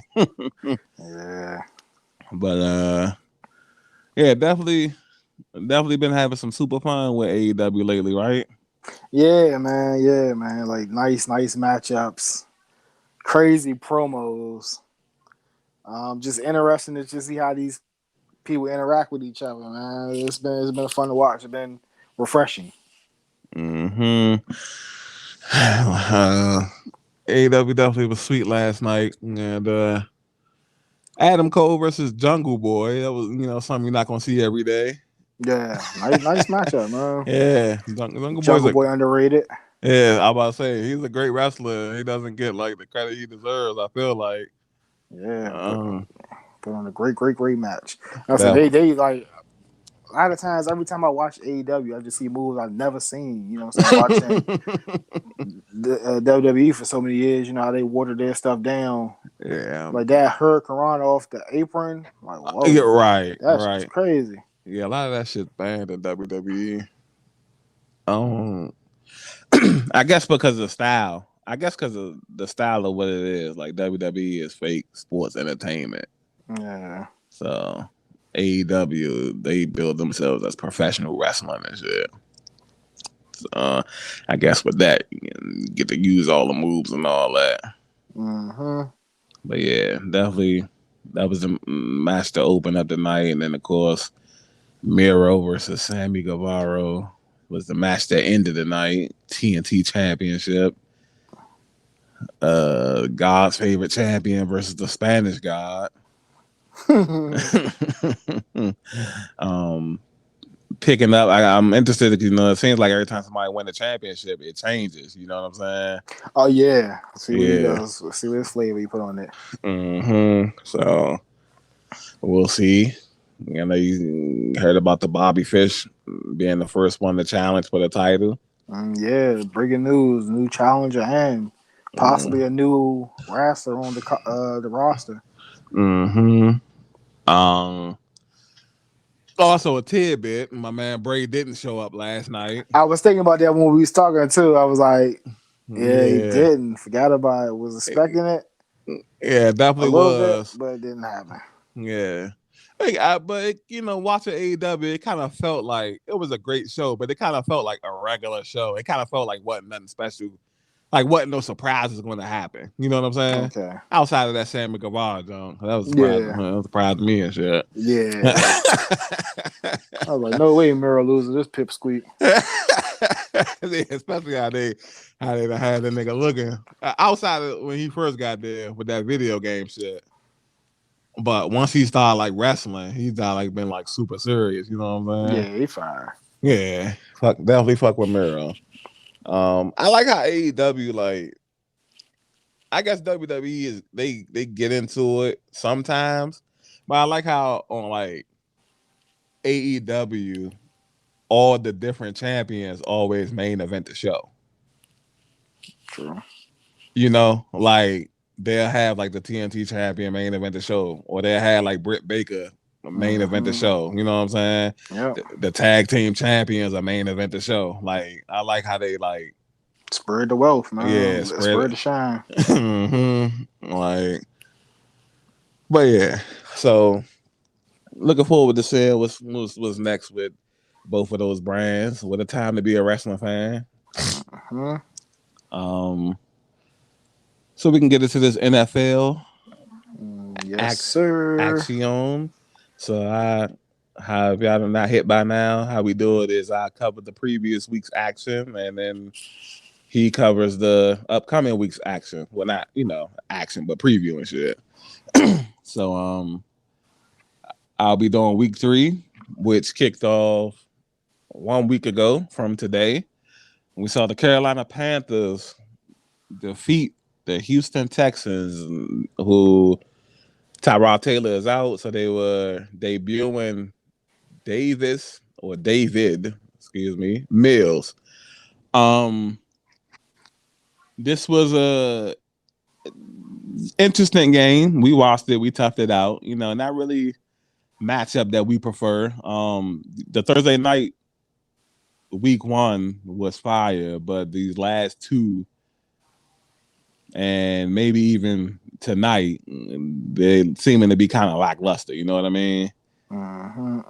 So, obviously, Panthers are 3-0 for the first time in I don't know how long. led by Sam Darnold, Christian McCaffrey. He suffered an injury. I think he's going to be gone for a little while. I think. Yeah. How do you feel about this game? This was a boring game. And it sucks. It was some key injuries the Panthers suffered in this game. With you just mentioned Christian McCaffrey, and then the rookie star cornerback J.C. J.C. Horn. Horn went down. Mm-hmm. So that's gonna be tough. That might hurt their momentum going forward. I know they got we'll talk about it later on. They got Dallas next, so Mm. that makes a tough matchup even tougher. But Davis Mills look decent. You know what I'm saying? I expect too much from him, but he was flicking the rock a little bit. Didn't Yeah. equate to too many points. But these one thing I noticed about these two teams, their little defensive lines was kind of getting after it. You're You know what I'm right. saying? Right. Right. And I already knew that about what's the name? D line with Brian Burns and all that. Okay. Okay. And the Texans John was good too. So nice pass rush, nice defense. Yeah. So You hit a static? My bad. nah. Or at least yeah. It might be me. Or is it me? Oh no. Oh, well, I don't hear it, so I don't know if it's me or not. Yeah, it's good now. Oh, okay. All right. So basically, last little tidbit from not the game, but Houston. The owner has finally okayed the GM to go ahead and find a trade for quarterback Deshaun Watson. Ooh, I didn't hear that. Okay. Yeah. So Lee definitely look forward to seeing like where his next stop is. Maybe it could be Miami. Initial reports are saying Philadelphia. So I guess we'll have to see, like, you know what I mean? Yeah, and speaking of trades, Carolina made a good trade too, getting C.J. Henderson from Jaguars to fill that hole that J.C. Horn going to leave behind. So I like that teams are actively, you know what I'm saying, trying to better their team, fill holes, patch holes, Right, especially while you got the momentum. You know what I'm saying? right, right. So yeah, he definitely is a decent corner. Was he on that good team a couple years ago? I don't think so. I think he's kind of relatively new. Okay, okay. Yeah, I was saying like a lot of people had like a lot of positive stuff to say about him. Yeah, he is a highly regarded corner. Yeah. I'm So trying to think. It's just the young guy from the University of Florida. oh, okay. Okay. Yeah, good for him, man, getting out of that purgatory, we'll call it. Jaguars are one loss away from being 0-4, and Trevor Lawrence has only lost 4 games his whole life. He's already about to do it the first few weeks of his NFL career. He's never lost in high school, only lost 4 times at college, I think, and 0-3 so far. So just throwing since you brought up the Jaguars, just throwing that out there and shit. Yeah, so I just looked it up. Yep, that is him from University of Florida, drafted 2020. Okay. Oh That's man. crazy. You know what I'm saying? Yeah. 2020 already about to get. That's yeah. But good for him though, because you go from Yeah. one bad team to a good team, at least at the moment. You know what I mean? Mm-hmm. So that will bring us to the Sunday slate of games, and kind of go through these. And first game up was the Washington football team versus the Buffalo Bills from Orchard Park, New York. And this game was not close. Then it was close, and then it was not close again. Um, Washington's defense has been lackluster so far this season. Um, Gave up a quick, no, not quick, but gave up 21 points fairly easily, Yeah. and then turned around and scored a quick 14 themselves before the doors were blown off by Buffalo, and this ended up being 43-21. Buffalo definitely could have put up 50 if they wanted to, but they took the humble way out. Good for them. Um, we had to think about this game. Yeah, this game was ugly. Like you said early on, they fought back into it with a touchdown and a crazy kickoff because of the wind. Mm-hmm. So they ended up recovering that and was able to put up some more points. But Tyler Heineke, you got to play better, bro. That is a gunslinger in the sense of the name, bro. Yes, sir. He was doing some crazy stuff. Yes, sir. So he I mean that is a tough defense, but you can't be throwing stuff like that though, man. Yes, sir. And definitely had what, 2 interceptions. Yeah, should have been Just like 3 or 4 of them Jones. yeah, and definitely opened the door up for Josh Allen, who was just slicing the defense up all afternoon. And I definitely want to give a shout out to Josh Allen. Yeah, like what 5 touchdowns or something like that. I think 4. yeah, 4. Yeah. Um, Buffalo We had getting 4 passing and 1 rushing. So yeah, 5. oh well 5. Okay, even better. So definitely is continuing his upwards trend. Uh, MVP. yeah, looking like so far. My pick ain't looking too good right now, but Mine's either, bro.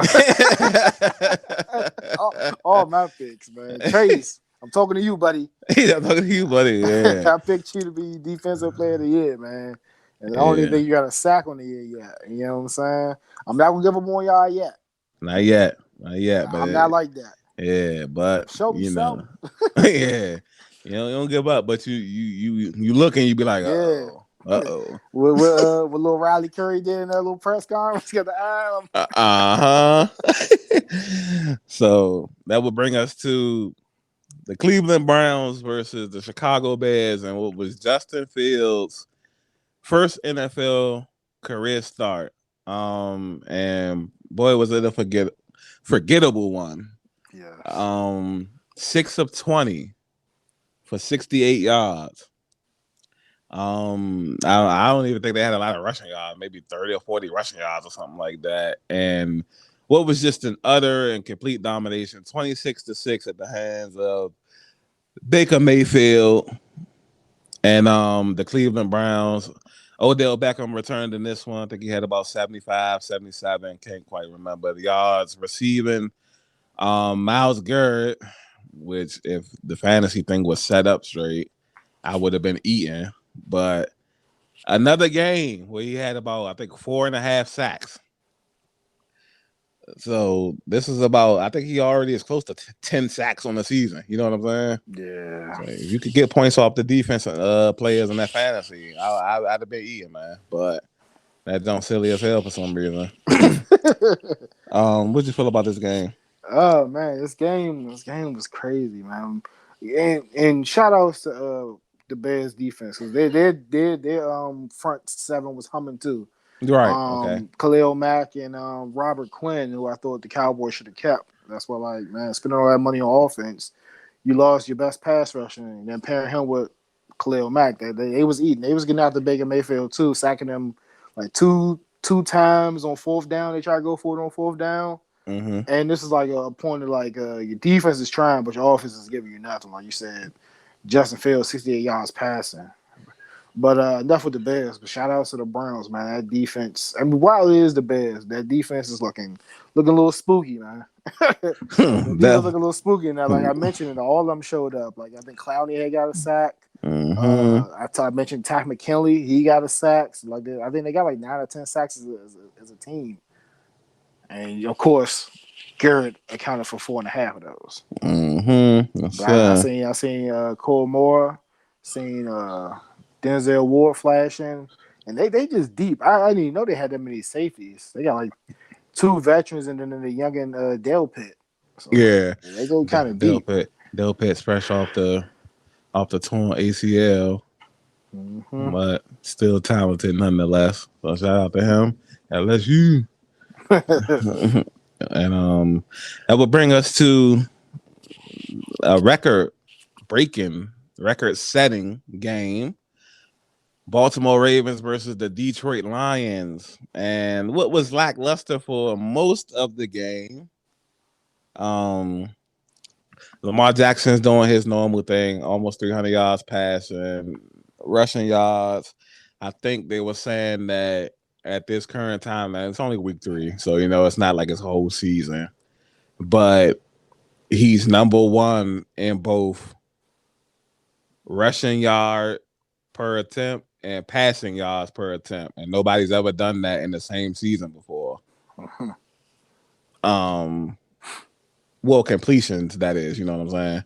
Okay. So yeah, so nice to see. Everybody was questioning like whether he could keep up his running and his passing ability as well as improve his passing ability, and he's been doing it for the most part, outside of a couple of iffy interceptions. But it's the game of football, I guess. So this was pretty much I'm gonna say a lackluster game, but the ending of it, we had an NFL record broken. So the Ravens kicker Justin Tucker hit a game-winning field goal from 66 yards out, literally from the other side of the field. Dangerous on so many levels because, as we would see later on this day, if you don't get enough leg on these kickoffs, niggas tend to return them, maybe even house them. You know what I mean? Hmm. Um, but doesn't matter when you're in the hands of a Hall of Fame kicker, the new Legatron. Justin Tucker, how'd you feel about this kick, man? Not even the game, but just this kick. That kick was amazing, man. Like I was surprised he was able to hit from 66 yards. Like you said, record breaking.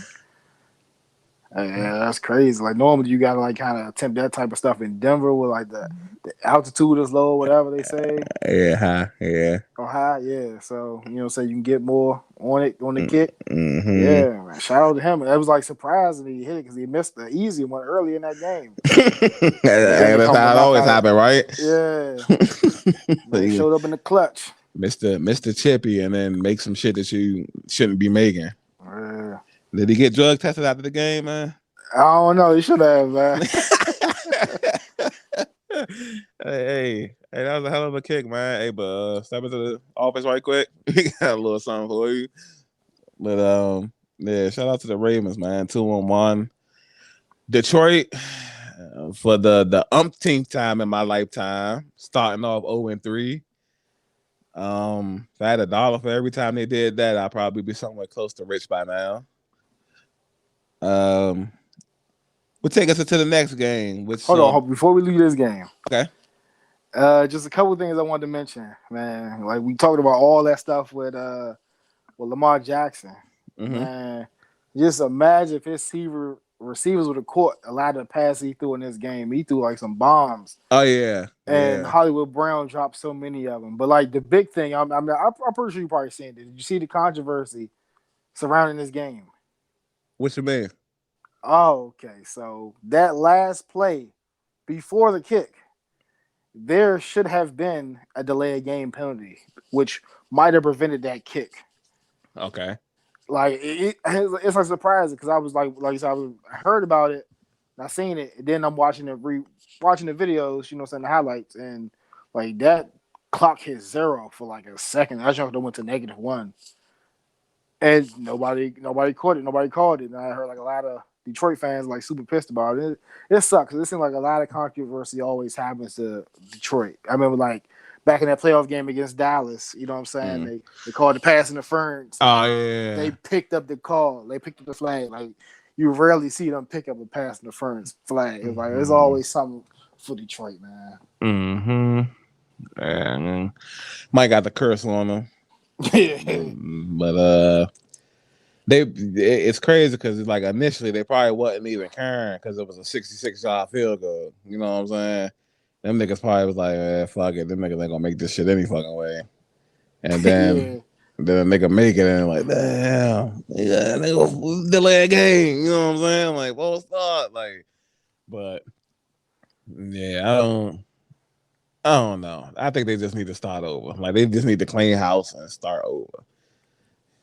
Whoever the owner is, sell the team, man. You know what I'm like, Yeah, that oh, might be a team for like relocation or something. yeah. Yeah, exactly. Get niggas out of Detroit, man. Like, change the logo, the Lions, put that shit to rest, just start over, man. You know what I'm saying?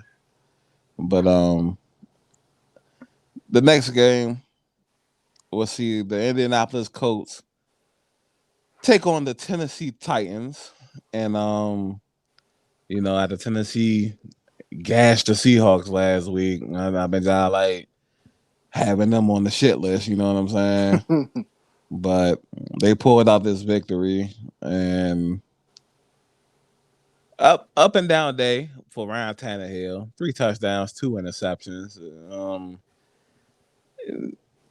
Typical what you're gonna get with him. I feel like going forward, especially if they, go into the playoffs and whatnot. Derrick Henry, another 100-yard rushing game. You know what I'm saying? If he wasn't leading the league in rushing, I'm quite sure after he played us, he is. Carson Wentz is Carson Wentz.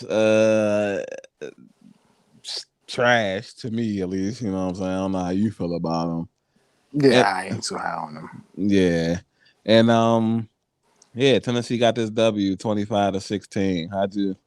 How'd you look? Even the score sounds like awkward. 16. You know what I'm saying? But how'd you feel about this game? Oh man, it was a one sided game, man. Mm-hmm. Tennessee picked up the win. Happy they started to get the wheels rolling on that. Like I said, that's a team I picked to do very good this year. Happy they're doing good. And Wentz, they look terrible, man. 19 for 37, no touchdowns. Ugh. Mm-hmm. And then keep in mind, he does have two sprained ankles. Yeah, he tough son of a bitch, though. I get that. Yeah. Just go ahead and sit out. Let somebody else play, man. Yeah, he might be hurting the team at this point. Mm-hmm. So our next game, and this is I think this is still 1 o'clock. Yeah, I think there were only about a handful of 4 o'clock games.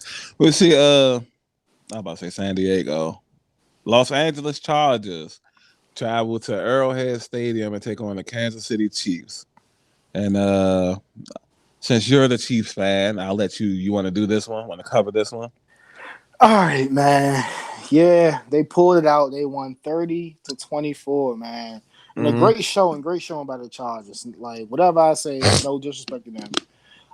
Herbert carved us up, man, for 281. Eckler had a nice, consistent run game, averaging like 5 yards a pop. That's like, and I'm always worried about these teams. You gotta put them away. That's why, like, I'd be mad when you lose games, because like this stuff's gonna come back to haunt you later on. Like, yo, it's just one game. Now it's 2 games. You Mm-hmm. know what I'm saying? Like I said, I want to get that. I want to get that home field. There's only one team to get home field. You know what I'm saying? Keep losing 2 games like this while, like, granted, it's still early. Like a lot of teams are still undefeated. You know what I'm saying? Everybody have favorable schedules. Right. You know what I'm saying? So we got to take care of business. And we lose this. We start off so rough, like 3 turnovers in the first half. You know what I'm Mm. saying? Unexcusable. You know what I'm saying? And then Pat Mahomes throwing the unexcusable interception late in the game, trying to get in the field goal range. You know what I'm saying? Give them a show field. They come down and they didn't even go for the field goal. They went for a touchdown and put the game away, man. So hats off to them, but we got to play better, man. Yeah, definitely. And I think even on the touchdown that you spoke of to put the game away, the kicker missed the kick on that. So Yeah. it's that's why you do it. You know what I'm saying? And yeah, definitely nice to see Herbert rebounding after his showing against Dallas. You know what I'm saying? Yeah. So that's all pretty much I was looking for. Not necessarily to win, but just him having a better showing than what he did against Dallas. And I'm just happy that he did that. Like you Yep. said, almost 300 yards passing and about 3-4 touchdowns or something, I think. So yeah. Next, that will have us see the New Orleans Saints travel to New England to take on Belichick, who we was just talking about earlier, and the Patriots. Um, Now last week we talked about on last week's podcast. Um, the young quarterbacks had a terrible outing last week. Well, better late than never. Mac Jones decided he was going to join this party 1 week later, but registered 3 interceptions, and the Patriots were completely dominated, 28-13 by the Saints. Saints are 2-1. So after that lackluster performance last week, they rebounded against the Patriots. Jameis Winston was back in game manager mode and not gunslinger mode. You know what I'm saying? 128 yards passing, 2 touchdowns. Alvin Kamara had 90 yards rushing. I think he had even some more receiving and whatnot. How do you feel about this game? Yeah, man, this was a shocker, man. Uh, Thought New England might get on track and get this victory, but Yeah, facts. Mac Jones, like you said, he joined the group of the rookie Mm. quarterbacks, and you know what I'm saying, had a Hold on, case of the guys. Wait. turnovers. Hold on, guys. Wait for me. Don't leave me now. Yeah, man, and it's crazy. You know what I'm saying? It's too early to Yes, it say. is. Is he gonna regret letting go the veteran? Uh, I think. I don't think. Well, I would say no, not yet. But it's like they're not going to rebound next week because I think they played a Bucks this week, right? Yeah, and then the big showdown. Like, did you see the commercial? Nah, he got a commercial for this game. Does Mace own his masters? Because I'm hearing this "Welcome Back" song like a little too much on TV now. Puff owns that. Puff still owns his masters. He was Yeah. trying to buy it back, but he Puff didn't have ain't. enough money. Come on, Puff. Come on, Puff. Come on, man. Yeah, it was a big controversy about that. I think before we started the podcast, there was a big Yeah, controversy about that. because Puff Daddy made the little statement saying that niggas need to get their masters back or some shit like that. Yeah, Yeah. nah, I remember that. I remember that. Fucking hypocrite. But yeah, two more tidbits from this game. James White. I can't even say this word. A hip sup something. Whatever that word is, it means he's out for the season because that's what he is. He's out for the season. Second tidbit, Mac Jones was the leading rusher for the Patriots this game. And we always say, well, we don't always say it because we try not to be racist. Unless it's a black quarterback, you never want your quarterback to be the leading rusher in the game. Right, yeah. It doesn't bode well. Yeah. Any quarterback not of color is a leading rusher. It means that it's probably a bad day. Yeah. Anything else you want to cover from this game before we move on? Nah, that's it. Okay. Another lackluster game. I checked in on this a couple times and wasn't really nothing going on. Atlanta Falcons versus the New York Giants. And Matt Ryan, who's been having a rough season so far, had a decent outing, 243 yards, 2 touchdowns. Cordero Patterson, I didn't even know he was still in the league, but he's in Atlanta doing his hybrid thing. He's getting a lot of receiving yards. He's getting a lot of carries at the running back position. It was enough to edge out the Giants. Daniel Jones, 266 yards passing. Saquon Barkley, 50 yards rushing, 1 touchdown. Falcons win this one 17-14. What do you... Oh, before I even turn it over to you, I just got to say it because it's so funny.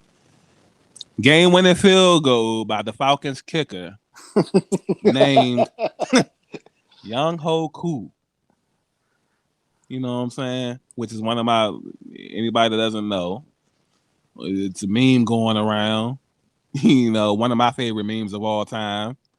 And the top statement says, you know, a lot of people say she stuck up, but turns out, and then it's a picture of him saying that, you know, the young ho cool, you know. Mhm. So that's just had to say that. What would you feel about this game? Yeah, this game was blah. Just two mediocre teams Mm-hmm. trying to outbeat each other, and Falcons was the better mediocre team that Today. Sunday. Yeah. Mm-hmm. Yeah, man, it was. Daniel was trying, man. Daniel was trying to win these niggas a victory, man. Saquon showed a little bit of flashes of getting back healthy. Had like a Mm-hmm. nice day in the air on the ground, whatever. Yeah. Um you know, we're not super high on Daniel Jones, but he has been decent though. Can't say that. You know what I'm Yeah, saying? decent. Yeah. Yeah. So I don't know. Falcons are 1-2, Giants are 0-3. So heading towards a top draft pick in the upcoming one of the top draft picks in the upcoming draft. Speaking of top draft picks, the number one overall pick from last year's draft, Joe Beasy, who we'll see in action. Well, I guess by the time people listen to this, it'll been passed by then. But Joe Beasy and the Bengals traveled to Pittsburgh, Pennsylvania, Heinz Field to take on the Steelers.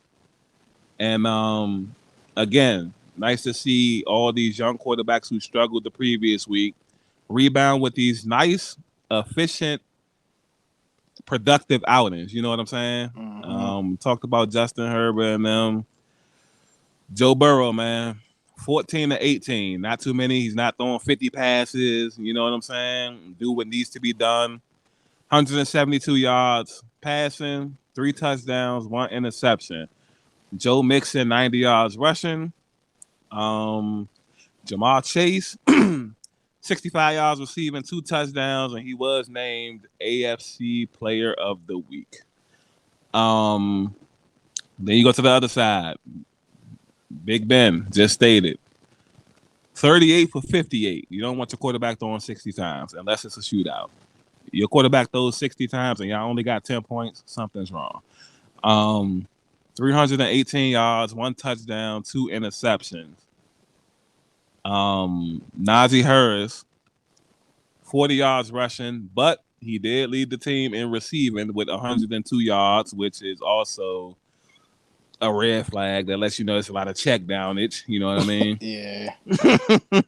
um, Also, I had Juju Smith-Schuster on my fantasy team, and he did absolutely nothing, which was I kind of figured Big Ben wasn't doing nothing. You know what I mean? Mm-hmm. Um, Bengals are 2-1 with a division win against the Steelers. Steelers are now 1-2. What do you feel about this? Yeah, this is a nice, tough win for the Bengals, man. I'm glad Mm-hmm. to see Joe Burrow bounce back. Jamar Chase looked good in this game, right? Yeah, yes, sir. Two Full, touchdowns. yeah, 2 touchdowns. Not a lot of yards, but maybe because they had short fields. Because I want to give a shout out to Logan Wilson, man. Got two crazy interceptions on Big Ben. You know what I'm Mm-hmm. saying? So the defense is coming to play. You know what I'm saying? Like you said, man, I like that. Maybe he can Mm-hmm. do a little bit more throwing, but like, I mean, it's cool if he does, but like, he ain't throwing crazy amount of time. You know what I'm saying? Yeah, Because yeah. Joe Mixon, why didn't have quite 100, but he still was averaging 5 yards a carry, so that's Yeah, enough. had You know what I'm 90. saying? That Had yeah, 90. Yeah. that's a great average. That's all. That's half a first down. You know what I'm Right. saying? Correct. So yeah. Yeah. So last tidbit from this game is after the game and the post game press conference or whatever, they interviewed Joe Burrow and they was asking him, albeit it's just week 3 and they're only 2-1, and they're asking him like, you know, it's a big win over like a division rival. So how is it like Are you guys expecting to beat them? Do you come into the game thinking you're gonna win? Like, what's the culture like? And he just calmly explained that, Cincinnati's not used to winning. You know what I mean? So we're all basically slowly figuring out how to win together. You know what I mean? Mm-hmm. So he's like, one practice at a time, one step at a time, against one team at a time. We just gonna try to put our best foot forward and do what we got to do to win that day. I like Joe Burrow. I've been big on Joe Burrow since he came to LSU, and you could immediately see like the stuff that he's starting to show everybody on the big stage. You know what I mean? Yeah. So that was just a little tidbit I wanted to throw out there about that, man. Yeah, cool tidbit. Hmm. Not too high, not too low, man. Just take it one game at a time. Right. No matter 3 touchdowns, 3 interceptions, he's still the same. You know what I mean? Mm-hmm. So that's how you want your young, presumably franchise quarterback to handle things. And he does. I like how he does sometimes throw out those little subliminal arrogant shots too, though. Like when Chase had that other big game the other week, and they was interviewing him about it and saying, "Yeah, I thought y'all said he dropped all the passes and all that." You know what I'm saying? Okay. Like, yeah. So I like this when he do shit like that. I be liking that shit too. But that will bring us to our next game, and which kind of touched on earlier indirectly, but Arizona coming to the East Coast, or well, the South anyway. That counts still against the Jacksonville Jaguars, man. 31-19. Kyler Murray, 316 yards passing. One interception. He didn't throw any touchdowns, but if I'm not mistaken, he might have ran for one or so. Yeah, you ran for one. Yeah. Pittsburgh still a castaway. James Conner. I don't know if you remember him, but he was the running back that replaced Le'Veon Bell when all that drama was going on.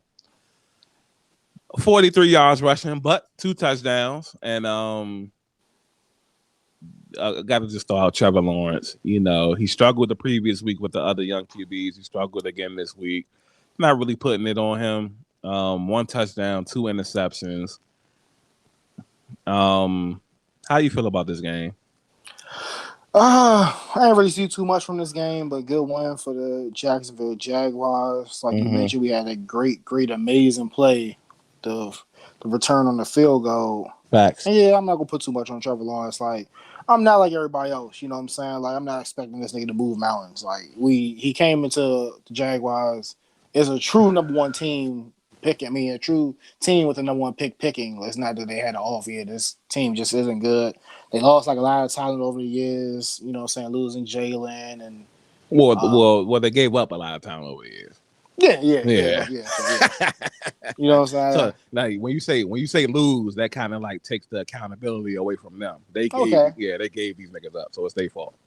Yeah, stuff wasn't working out. You know what I'm saying? Disputes, but yeah, man. So yeah, I'm not expecting Trevor to move mountains, man. But shout out to Kyle. I wish you to threw some touchdowns in this one, but hey, man, you win how you win, man. And he's building on this strong year he's having. Yes, Cardinals are 3-0. Tied at the top of that division with the Rams. Rams are 3-0.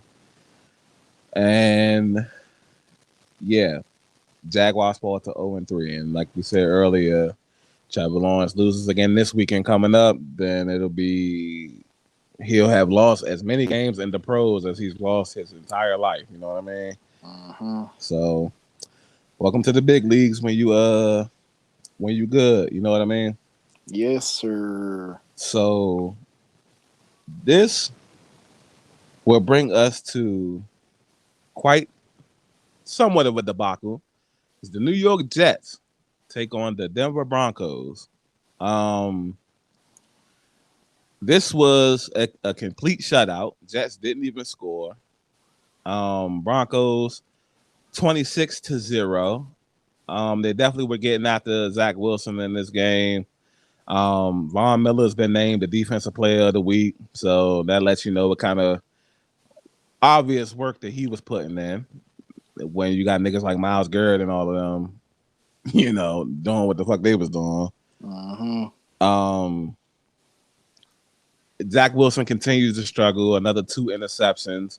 Had 4 last week. And might have had 1 or 2 the previous week as well. Uh, Jets fall to 0-3. They've been outscored. I want to say 50 or 51-6 these last 2 weeks. And the Broncos moved to 3-0 in the vaunted AFC West. So, what'd you feel about this game? Yeah, man, just absolute domination by the Denver Broncos. And one of those sleeper teams I was high on.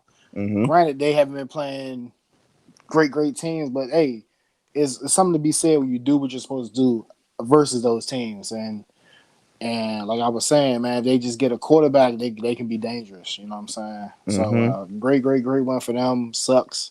They're 3-0 in my division, so we gonna have to catch them. So it's gonna be uphill battle for us. Mm-hmm. And definitely that race in the AFC West, NFC West as well, should be 2 crazy races once the season gets like underway.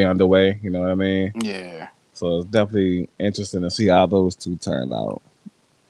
Um, so I guess that would bring us to the other team in the AFC West, not Oakland, Las Vegas Raiders taking on the Miami Dolphins, and this will see Jacoby Brissett make his first start in quite a while. Obviously, he came in for 2 of the other week, but this is his first start, and guessing since about last season.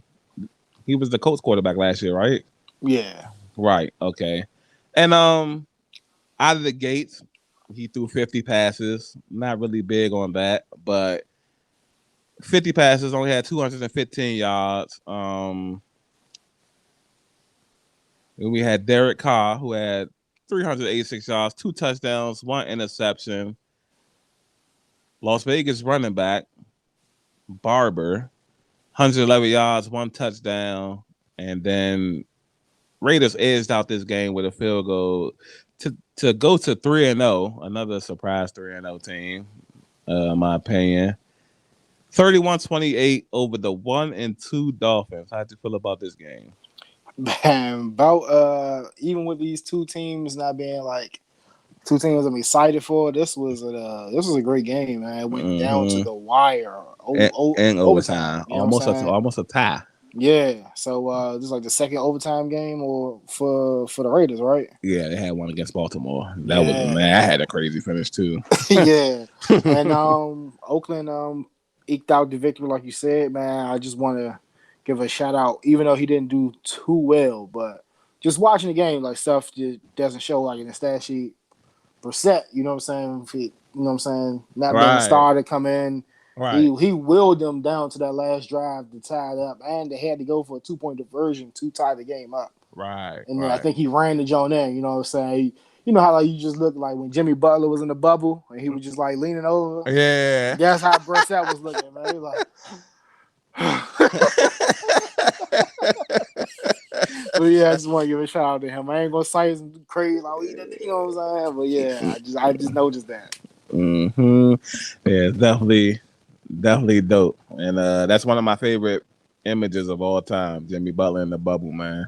Yeah, it's Like, so relatable, man. yeah, So super facts. Like you up against it right now. You done gave everything. You know what I'm right.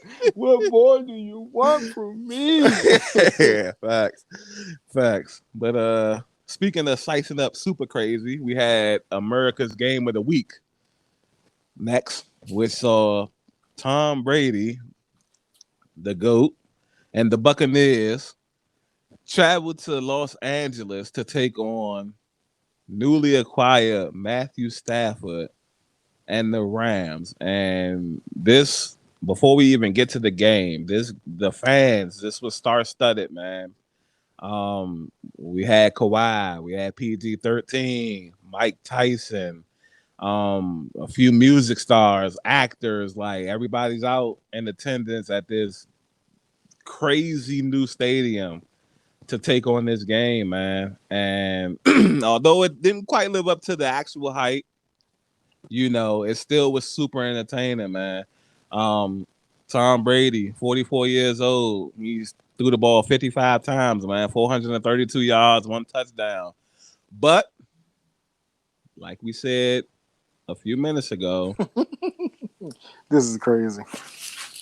if your quarterback's not black and he leads the team in rushing, it's not good. Tom Brady led this game in rushing for the Buccaneers, man. Yeah. 3 carries, 14 yards, but he had a rushing touchdown. Quarterback sneak, the Okay. best quarterback sneaker I feel like in the game.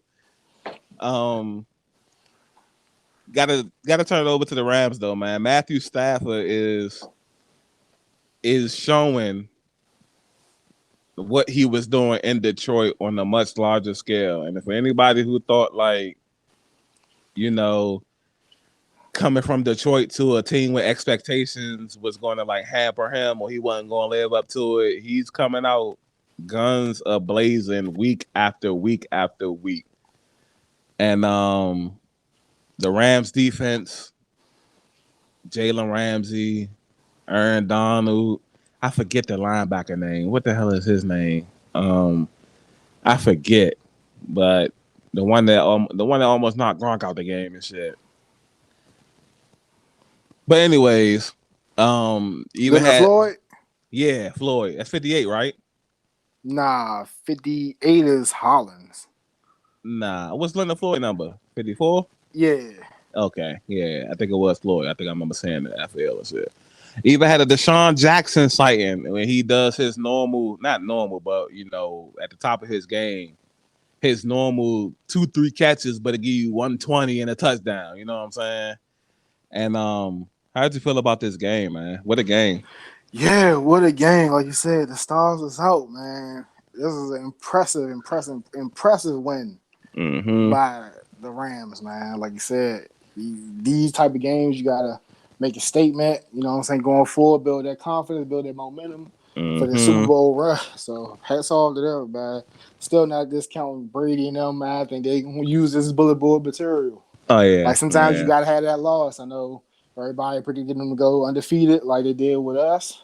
But Mm-hmm. hey, you know what I'm saying? Bring it back down to reality. I just feel sorry for the Patriots. Even Yeah. more fuel on the fire down. I Yeah. done But lost. because and tidbit from this game to segue into that game is the Bucks were kind of short-handed at cornerback. You know what I'm saying? And also we're missing Antonio Brown. So he's been cleared actually today off the COVID list. So he's back at practice and whatnot. And then they've signed Richard Sherman, right? Yep. Richard Sherman, Yeah, man. yeah. So signed a veteran Richard Sherman, who obviously he's not going to be Legion of Boom Sherman, but still probably better than what they have. You know what I mean? Yeah. And then who knows if you slide him into a role and you slide that top guy to that second role, he might be better at that role than you know what I'm saying? Yeah, it definitely strengthens your whole secondary. You know what I'm Right, saying? May right, not be by leaps and bounds, but like I right. said, Sherman's gonna be a lot better knowledgeable than a Mm-hmm. lot of people back there. He might not be as athletic, but he's Mm-hmm. Smart. still smart. Yep. And then you just want to buy time until your original guys get back healthy. Mm-hmm. Cuz that broke his arm, you know. Bunting, Yeah, Murphy. Murphy Bunning or Bunning Murphy. Yeah, one of those orders. But yeah, Yeah, by funny name, man. yeah, buy time until he's back healthy, and then you just go from there. Now you got Richard Sherman on top of all of that. You know what I'm saying? Right. So Crazy to think that these two on the same team after that exchange. yeah. Richard Sherman and Tom Brady. Mm-hmm. You mad, bro? Like, Did you know Tom signed a jersey for him with that? oh, did he? Yeah, he said he cherished that junk so much he didn't even like frame it and hang it up. That junk is under lock and key. You know what I'm saying? The safe. Okay.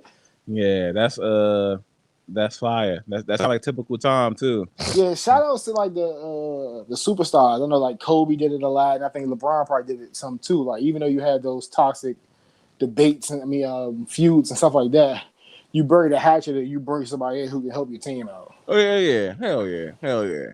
Um, you know, I kind of think that just comes with a winning mentality. Yeah, You exactly. you know what I'm saying? Like if me and you were at odds, and you know we both won though, and then you'll just be like, damn, I know we went through that shit, but I feel like if he came on, we definitely could do this shit. You Uh know what I'm huh. saying? And then by me already winning as well, you know, you can kind of put that shit to the side, like, yeah, let's go get this championship. You know what I'm saying? Yeah. Yeah. So two veterans, niggas is champions, Hall of Famers, like niggas understand that common goal is to get that championship. So yeah, shout out to them, like you said, man.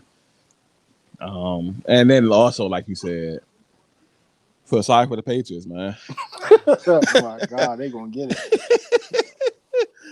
um, so this will bring us to our next late game slate. Well, the last late game slate anyway, before we get to Sunday night football.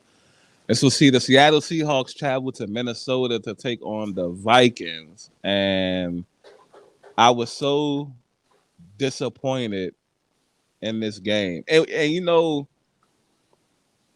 I this is why I hate reading stats off. Because when I read the stats off, it's gonna sound like a good game. You know what I'm saying? Mm-hmm. Like, but it just wasn't a good game. So obviously, you know, Russ had 298 yards, one touchdown. Chris Carson, 80 yards rushing, one touchdown. You know, DK Metcalf over 100 yards receiving, and he was the recipient of that Russell Wilson touchdown. You know what I'm saying? Yeah. But you know, because of I feel like the defense, and it's not solely on the defense, it's our lackluster offense. You know what I'm saying? Mm-hmm. It's because we go three and out so much. These niggas is like always on the field. Yep. And eventually niggas gonna start getting gashed. You know what I'm saying? Yeah, it's tiring go out that jump, deflating to go out that jump. Like I just Yeah. gotta stop. Like, God damn, y'all couldn't do shit with it. Yeah. And it be some quick three and outs. Like I don't like we was in a party and I was like, damn, Kirk Cousins and them just took 9 minutes off the clock and we just took 60 seconds off that jump. You know what I'm saying? Yeah. And then they just scored and they got momentum and now they going back out there. And the defense was just out there for 10 minutes. You know what I'm saying? Yeah. And gotta go right back out there. So it's like half and half. I'm almost to the point where I'm just like, you know, Pete Carroll and them really gotta go. You know what I mean? Yeah. But yeah, shout out to Kirk Cousins and them, man. 323 yards passing, three touchdowns. Dalvin Cook injured, so Madison stepped in, 112 yards rushing. My boy Justin Jefferson, 118 yards receiving, one touchdown. Got to see the little touchdown dance that I like when you know what I'm saying. The giddy, Yeah. the gritty, something like that. Yeah, I think it's the gritty, yeah. So Vikings pick up this W, they first win of the season. Both teams fall to 1-2. And how do you feel about this game? Oh yeah, man. This is a good one. I was shocked though, man. I definitely had y'all slated to win this one. Me too. Yeah, man. Surprising, like it's like one of them teams. Well, no, I can't say that because they only won the two. But it was a shocker though. I ain't really get to see too much of this one, but I'm shocked though. Kirk Cousins looked like he had a good day. Yeah, definitely was 30 for carving. 38. Very accurate and efficient. Definitely was carving up. Yeah, nah.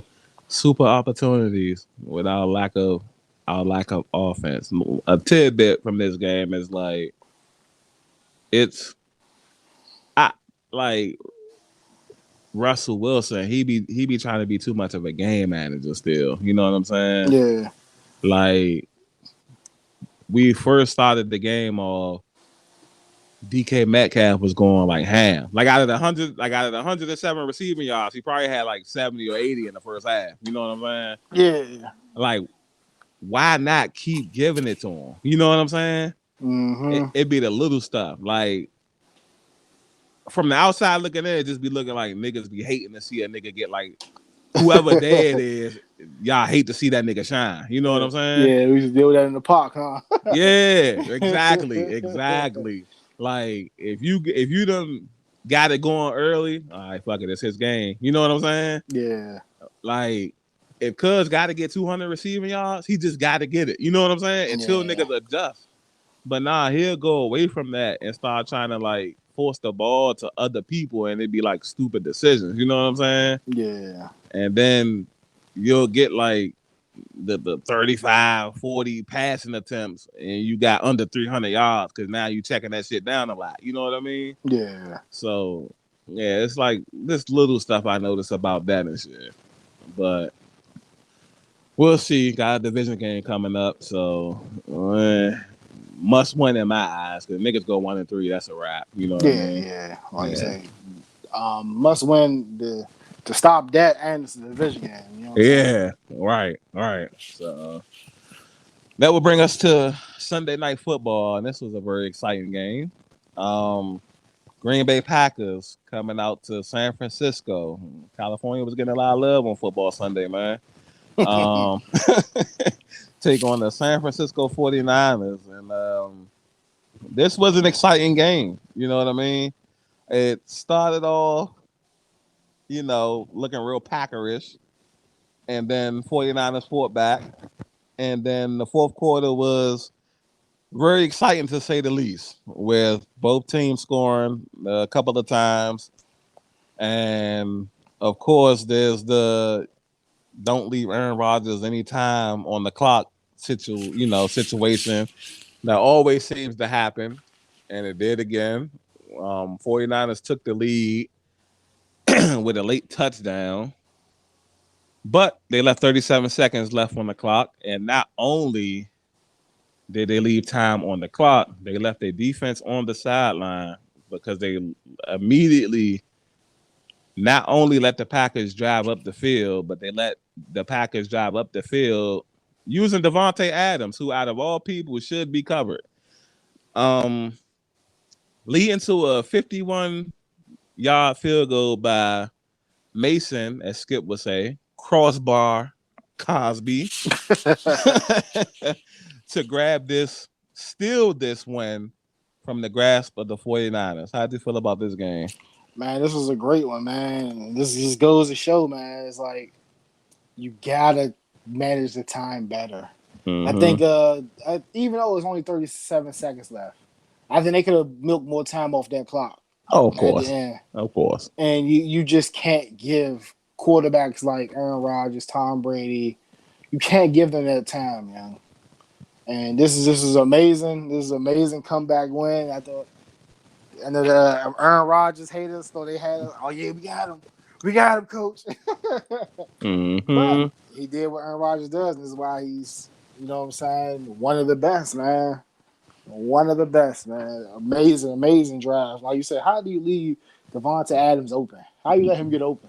Multiple times. Like it's just this to me, and me and Mike, we was debating about this yesterday. Cause to me, I was like, they got to go all these yards to get this field goal. Like that prevent shit that niggas be doing. Like stop that shit, young. You know what I'm saying? Like Yeah, niggas got to throw the ball. Like you drop 8 niggas into coverage, and obviously they're not gonna have like 6 receivers out there. You know what I mean? yeah, They're gonna have like 4 receivers, double each receiver, and then go from there. You know what I mean? yeah, Like if you lose that way, then damn, them niggas must have earned that shit. But that shit that they was doing, come on, bro.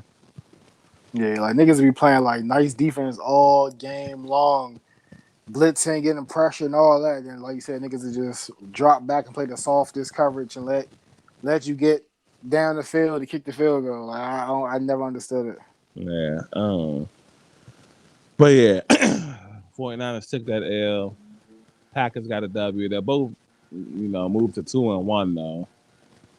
Packers rebound. Well, they won the previous game, but that week 1 debacle against the Saints is starting to look more and more like a fluke than anything. You know what I mean? So that will bring us to the last game of the weekend, and this was Monday Night Football, which saw the Philadelphia Eagles travel to Dallas to take on every America's team. I'll say Cowboys. I'm surprised you said Um, well, it's not my America's team, but it. it's the name and whatnot. So this was a complete domination. You know what I'm saying?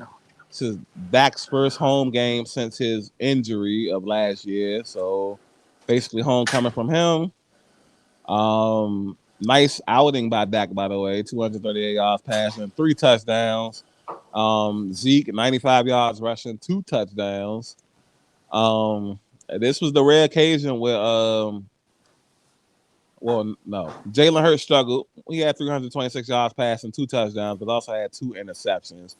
And now, like I say, this is the rare occasion when your black quarterback leads the team in rushing, but it just still does not matter. You know what I'm saying? Yeah. Um, how'd you feel about this game? It was good. It was an entertaining game, and Mm-hmm. this is the Cowboys that needs to be present. You know what I'm saying? This is the balance they need. You Correct. know what I'm saying? Dak didn't throw too much. 26 times is a nice jump, but like Mm-hmm. Zeke got 17 touches. He got 11 touches. So like a nice balance. You know what I'm saying? Mm-hmm. And definitely want to give a shout out to Trayvon Diggs. You know what I'm saying? Yes, He sir. he was just like biting down and earned what NFC Defensive Player of the Week. Nice, Mm-hmm. nice, nice. But come on, it's no excuse. So what's that? 9, 11, 12 times you rush combined 12 curries for the Eagles. It's not good. It's not. Not good at all. No. Yeah, Um, the touchdown that the only time they scored in Zach Ertz scored in that was the third quarter. Only time they scored in the first half came off of a strip sack essentially in the end zone by Fletcher Cox on that. You know what I'm saying? yeah, So it just lets you know the rough night that they really was having. Of course, they end up scoring like 21, but the game pretty much was in hand by the time they scored again after that. You know what I mean? yeah. So that sums up week 3. And now we could do week 4. All right. Starting off with tonight, we got the Jacksonville Jaguars versus the Bengals. Joe Beasy. Yeah, man. The battle of what? First round picks, first overall picks. Yes, sir. Last year's and this year's. Yes, sir. What you think? I'm going Bengals, man. Joe Beasy. and Joe, I believe. You know what I'm saying? The Bengals feel like they just have a better overall team. You know what I mean? Yeah. It's not like it's some huge talent discrepancy. Might be a good game, but I'm expecting the Bengals to pull this one out, especially after they win last week. What about you? Yeah, I definitely got the Bengals. Nothing shows me that the Jaguars gonna get a win unless a catastrophe happens. But I just want to see a little bit from Trevor Lawrence. You know what I'm saying? Yes, sir. So hopefully you have a decent game or whatever. But I definitely got the Bengals taking this one. Right.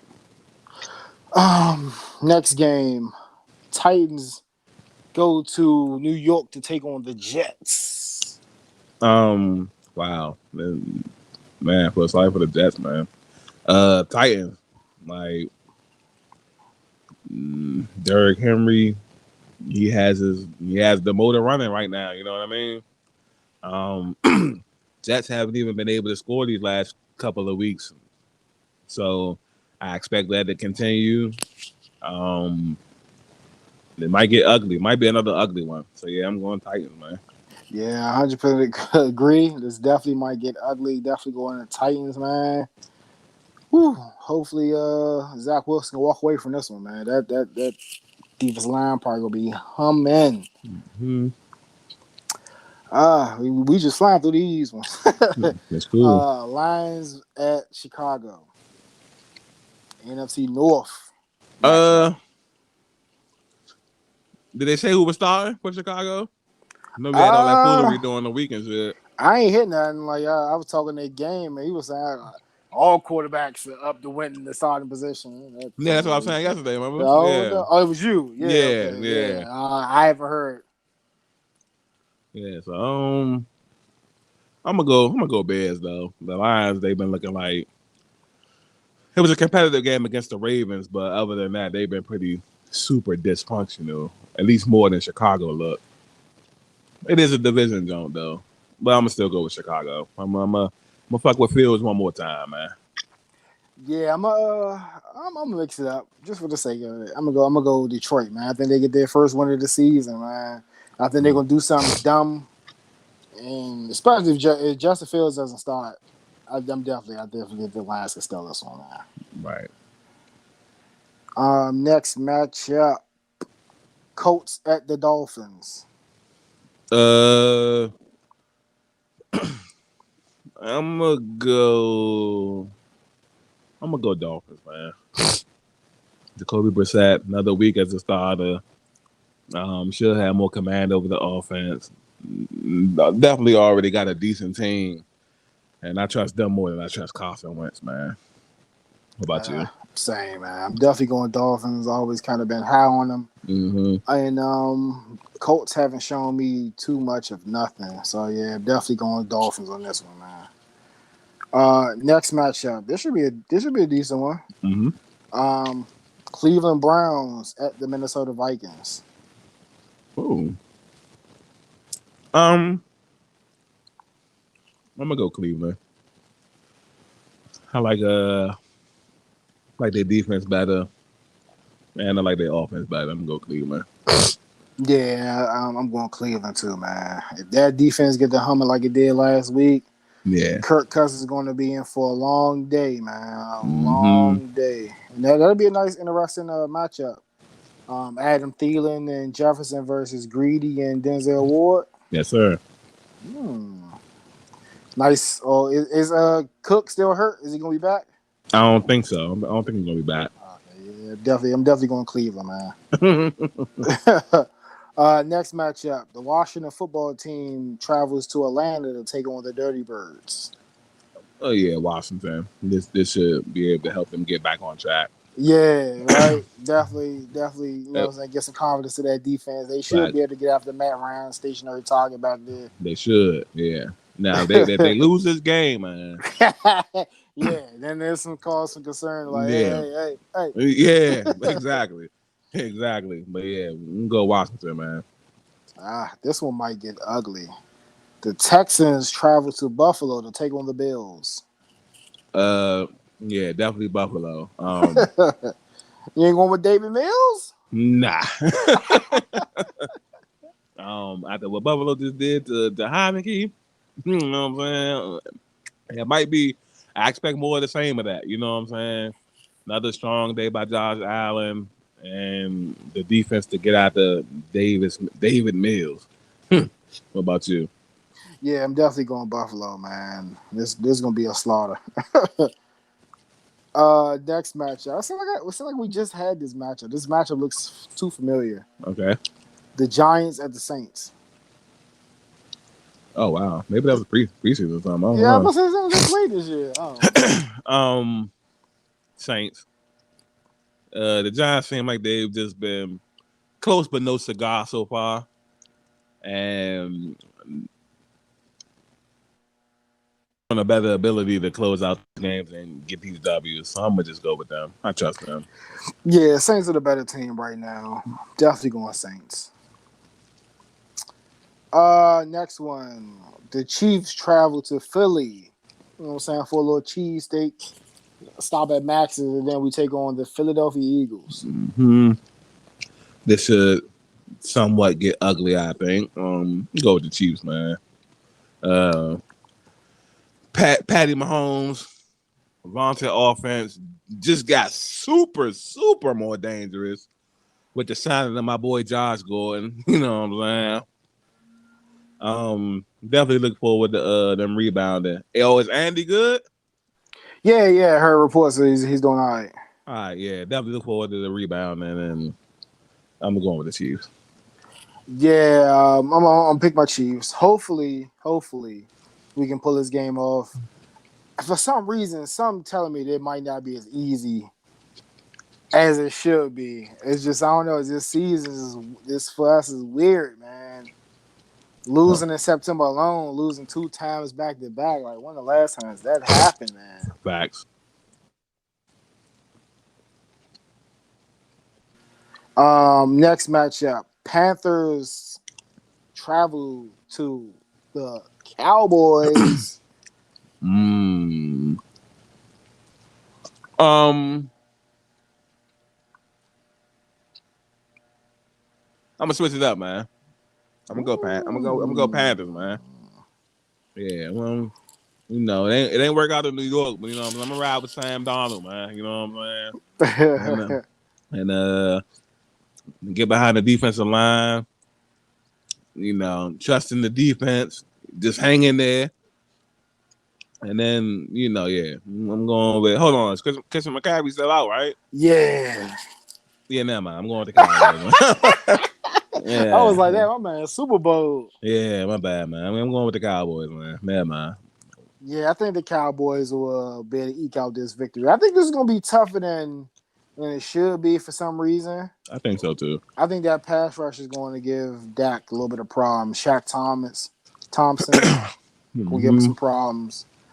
And I think they might try to get too cute. I think it's one of the games they might try to get too cute and maybe give up on the run early and then try to throw. And I think, like I said, I think Brian Burns is going to get after. Well, we'll see. But I still think Cowboys is going to win, though, man. Right. Nice division matchup right here. Seahawks versus the 49ers. Oh yeah, it's NFC West week, or I think, or whatever. Yeah. Um, man, it's crazy, man. I gotta go Seahawks, man. This must win. It must win. Like, can't take a division L. Can't fall to 1-3.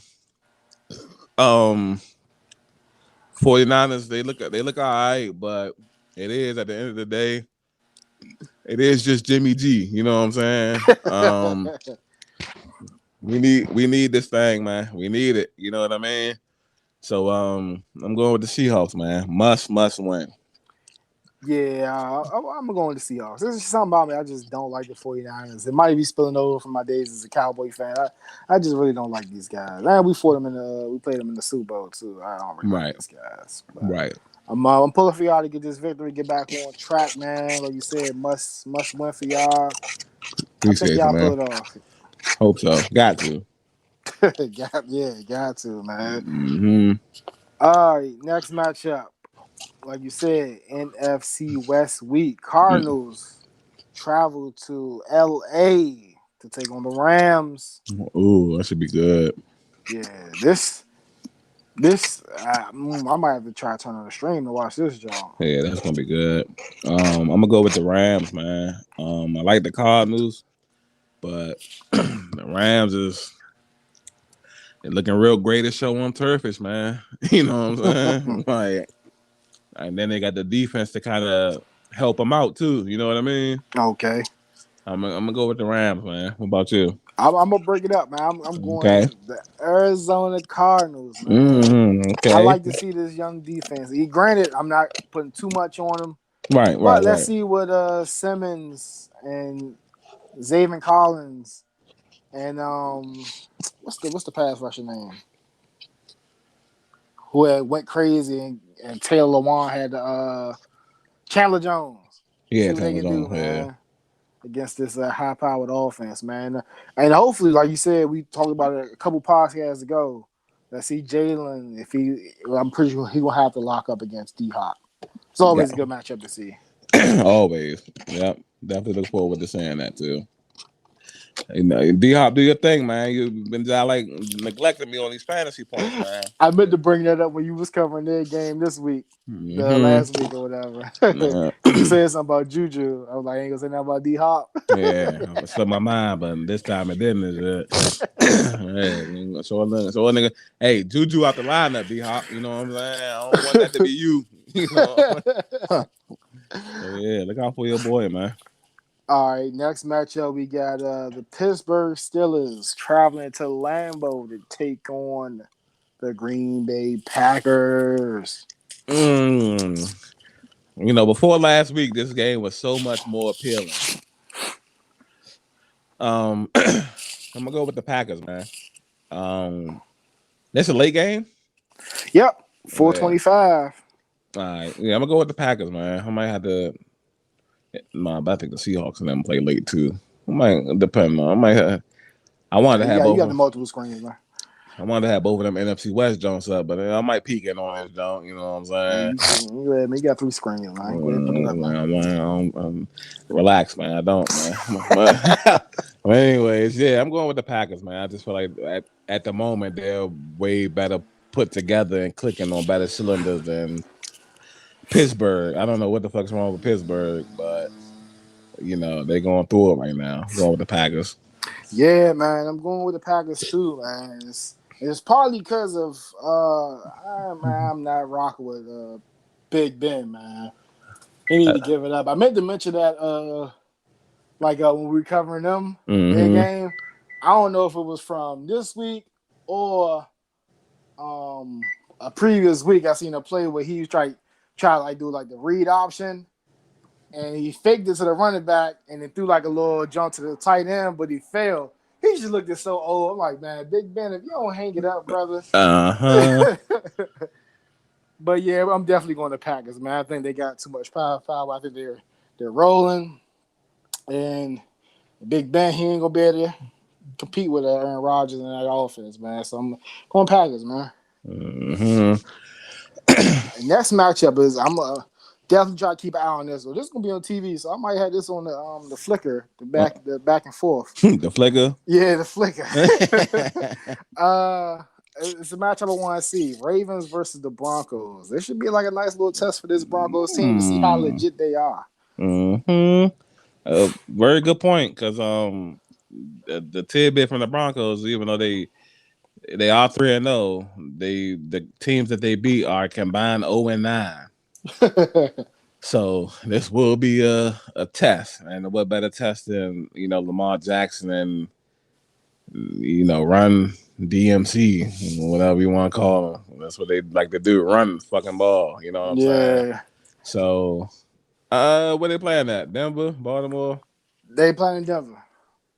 Uh, I'm gonna go with Baltimore, man. Feel like Denver has that great defense, but I feel like Baltimore can figure it out at least enough to make one more play than them. And I like Baltimore's defense against like Denver's offense. And then if it comes down to kicking, you know, got Jay Tuck, man, in the back pocket, man. You know what I'm saying? And it ain't like you said earlier, they in Denver, so that high altitude, Yeah, kick that jump from And 70 or something. what about you? Yeah, I'm gonna go Baltimore because like they need Denver to start getting some of these L's, man, so we can catch them in the division. Okay, okay. So yeah, I'm going Denver, man. All right, ooh, there's so many matchups.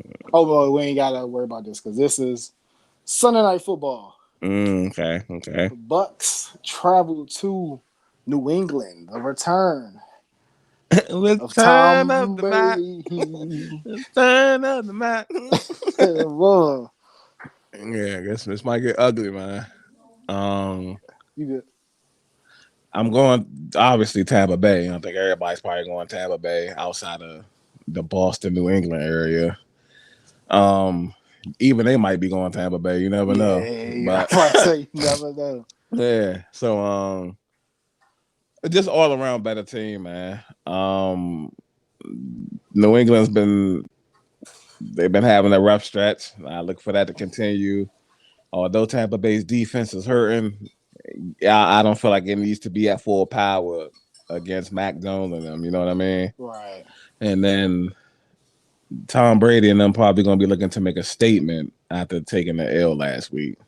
Mm-hmm. And what better statement to make than against your former family and organization, the Patriots, who unceremoniously let you walk out the door. You know what I mean? Yeah. Yeah, definitely going Buccaneers here, man. Yeah, I'm going Bucks, man. Like you said, for all the reasons, man. Going against your old team, took a loss the previous week. And man, if we know Tom is vindictive, man. We talked about his slight free agent stint. He was like, "Oh, this guy, you say you sticking with this guy?" So I already know he feels some type of way about being let go in New England. So definitely got Mm-hmm. this mark on his calendar when this was announced. And he definitely gonna show out and show off, man. And it was on primetime TV. Mm-hmm. Good luck, Mac Jones. Next matchup, Monday Night Football to close out the week, says, ooh, the Raiders at the Chargers. Little AFC West action there. Mm. Monday Night Football, Raiders at the They've Chargers. been getting a lot of Monday night games, primetime games, right? Oakland? I mean, Yeah, not even yeah, Oakland. yeah. I did Las it too Vegas. earlier. Yeah, yeah. I think I got week one show. I had that done against Baltimore, and then yeah. So I'm gonna go with the Chargers, man. Um, AFC West. It's a divisional game, so it should be relatively close. Of course, I'm going with Herb, man. You know what I'm saying? Like strong outing coming against the Chiefs. And I look forward to continuing against the Raiders, man. We want Chargers. Yeah, man, I'm going for a tie. So, both of these teams, we need these teams to start attacking up these L's so we can catch them. So Mm-hmm. yeah, I'm going Chargers. It's like Raiders 3-0. Need them to Yeah, go ahead and catch a right, loss so we can catch them up a little bit. So right. yeah, we want Chargers, man. Yeah. That'll wrap up week 4. All right, all right. So I think we cover everything that we set out to cover. Yeah, I believe so. We cover AEW, we covered basketball, we cover The URL. URL. Okay. Well, I Let's go guess and get to it's them what. WTF facts. All right. So I got a slight what the fuck fact. It's not nothing too deep and drawn out and nothing like Yeah, that. my job's like too. So yesterday on my other podcast, the Breaking the Narrative podcast, we recorded a joint about the ocean and whatnot. And obviously it won't release until a couple of weeks from now because we do ours ahead of time and shit. But we was talking about like certain animals and shit like that. So I just kind of was looking for a little tidbit on like certain animals we was talking about. So my joint today is basically about we went over we was talking about orchids and whatnot. You know what I mean? Mm-hmm. And so obviously that's a whale for anybody that doesn't know. But the what the fuck fact is first leading into it. And now without saying like your specific weight, and I won't say mine's either, how high can you jump? I don't even know. Right. But nothing too crazy, right? Right, yeah. Right. So orcas, like I said, whales, killer whales for those that's not in the know. Orcas weigh up to 8 tons, right? Mm-hmm. But at any given moment can jump up to 30 feet out of the water. Sheesh. How's that for a vertical? A little free willy action. Okay, can you imagine being that heavy And jump that high. and still jump that high? Do you know how strong you got to be to do that? Yeah. Like, That's crazy. like, yep, I seen that. I was like, oh, yeah, that's a And then good. in the water, I wonder if the water like weighs you down, right? Makes it It probably because when we jump, we standing on like a solid surface, right. so it's like you can kind of compress your force to jump up. You know what I'm saying? Yeah. Like the water, you just gotta jump. Yeah. Like you're not really compressing, or at least not to my knowledge. You're not really. At least we won't compress force. I don't know. If it might work different if you're a fish or something. I don't Yeah, I'm about know. to say I don't know that back fin to give them like some type of well, definitely had does. You know what I'm saying? Hmm. I But don't know if yeah, it's a cheat code or not. but just imagine how strong that joint gotta be though. Like Yeah, I said, you weigh 8 tons. right. But but yeah, that's my what the fuck factor today. All right, my fact is, you know how many apples it is, like variations. Mm-mm. All right, so if you were to eat an apple a day, it would take you over 20 years. You know what I'm saying to get through all the different variations. So it's 7,500 different types of apples out there. So that was like crazy. Now I was like, I thought it was a lot. You know what I'm saying? You got your red, your green, and then like a few different other flavors you just see with different drinks and stuff like that. But that's a crazy amount of apples. I found that little slight fact when I was searching for one. I couldn't come up with one, but that's the joint that came across me. And I was like, dang, 7,500. That's a lot of apples. Yeah, that's crazy as shit. Damn. I was about to guess and everything and be like, yeah, well, 15. You know what I'm saying? Like 7,500. Like, damn. I wonder is that shit like all natural or do niggas be like experimenting? Like genetically modifying apples and shit or Yeah, that'd be crazy. It probably it gotta be something because like that is crazy. Even across the just globe, just 75 different types, 7,500 different types. It's kind of right. crazy. Right. But yeah. Is it like I wonder if it's like different colors and shit too. I Like probably it's imagine probably yeah, different shades and stuff like that. yeah, like And instead of it might be some truth to it because I done seen like some crazy apples like on TikTok and YouTube, but I didn't pay no mind to it because I thought it was like color correction and video editing because like I done seen like white apples, blue apples and stuff like that. But like now that I'm saying it's like 7,500, them Joes might have been real. yeah, that would be sweet. And you know how like when it comes to like the rainforest and all that shit, how everything be like off color, like Yeah, snakes and shit be blue and pink and all that. yeah, Yeah, maybe it's like shit like that too. You know what right. I'm Yep. saying? Yeah. So yeah, that's sweet. Now I might fuck around look into it or some shit. Yeah, No, if you find some joints like that over here, I know that shit probably expensive. right. I'm the regular, bought a bag of the regular joints the other day, and I'm thinking like, damn, these niggas getting out of hand with this shit. Just imagine some exclusive, some exotic. But yeah, that's dope right there. I mean, I know. All right, well, covers the what the fuck facts. Got any closing statements before we get up out of here? Nah, nope. I ain't got nothing to do. Nope. It's been another Head for the Hills podcast, and we out. Bye.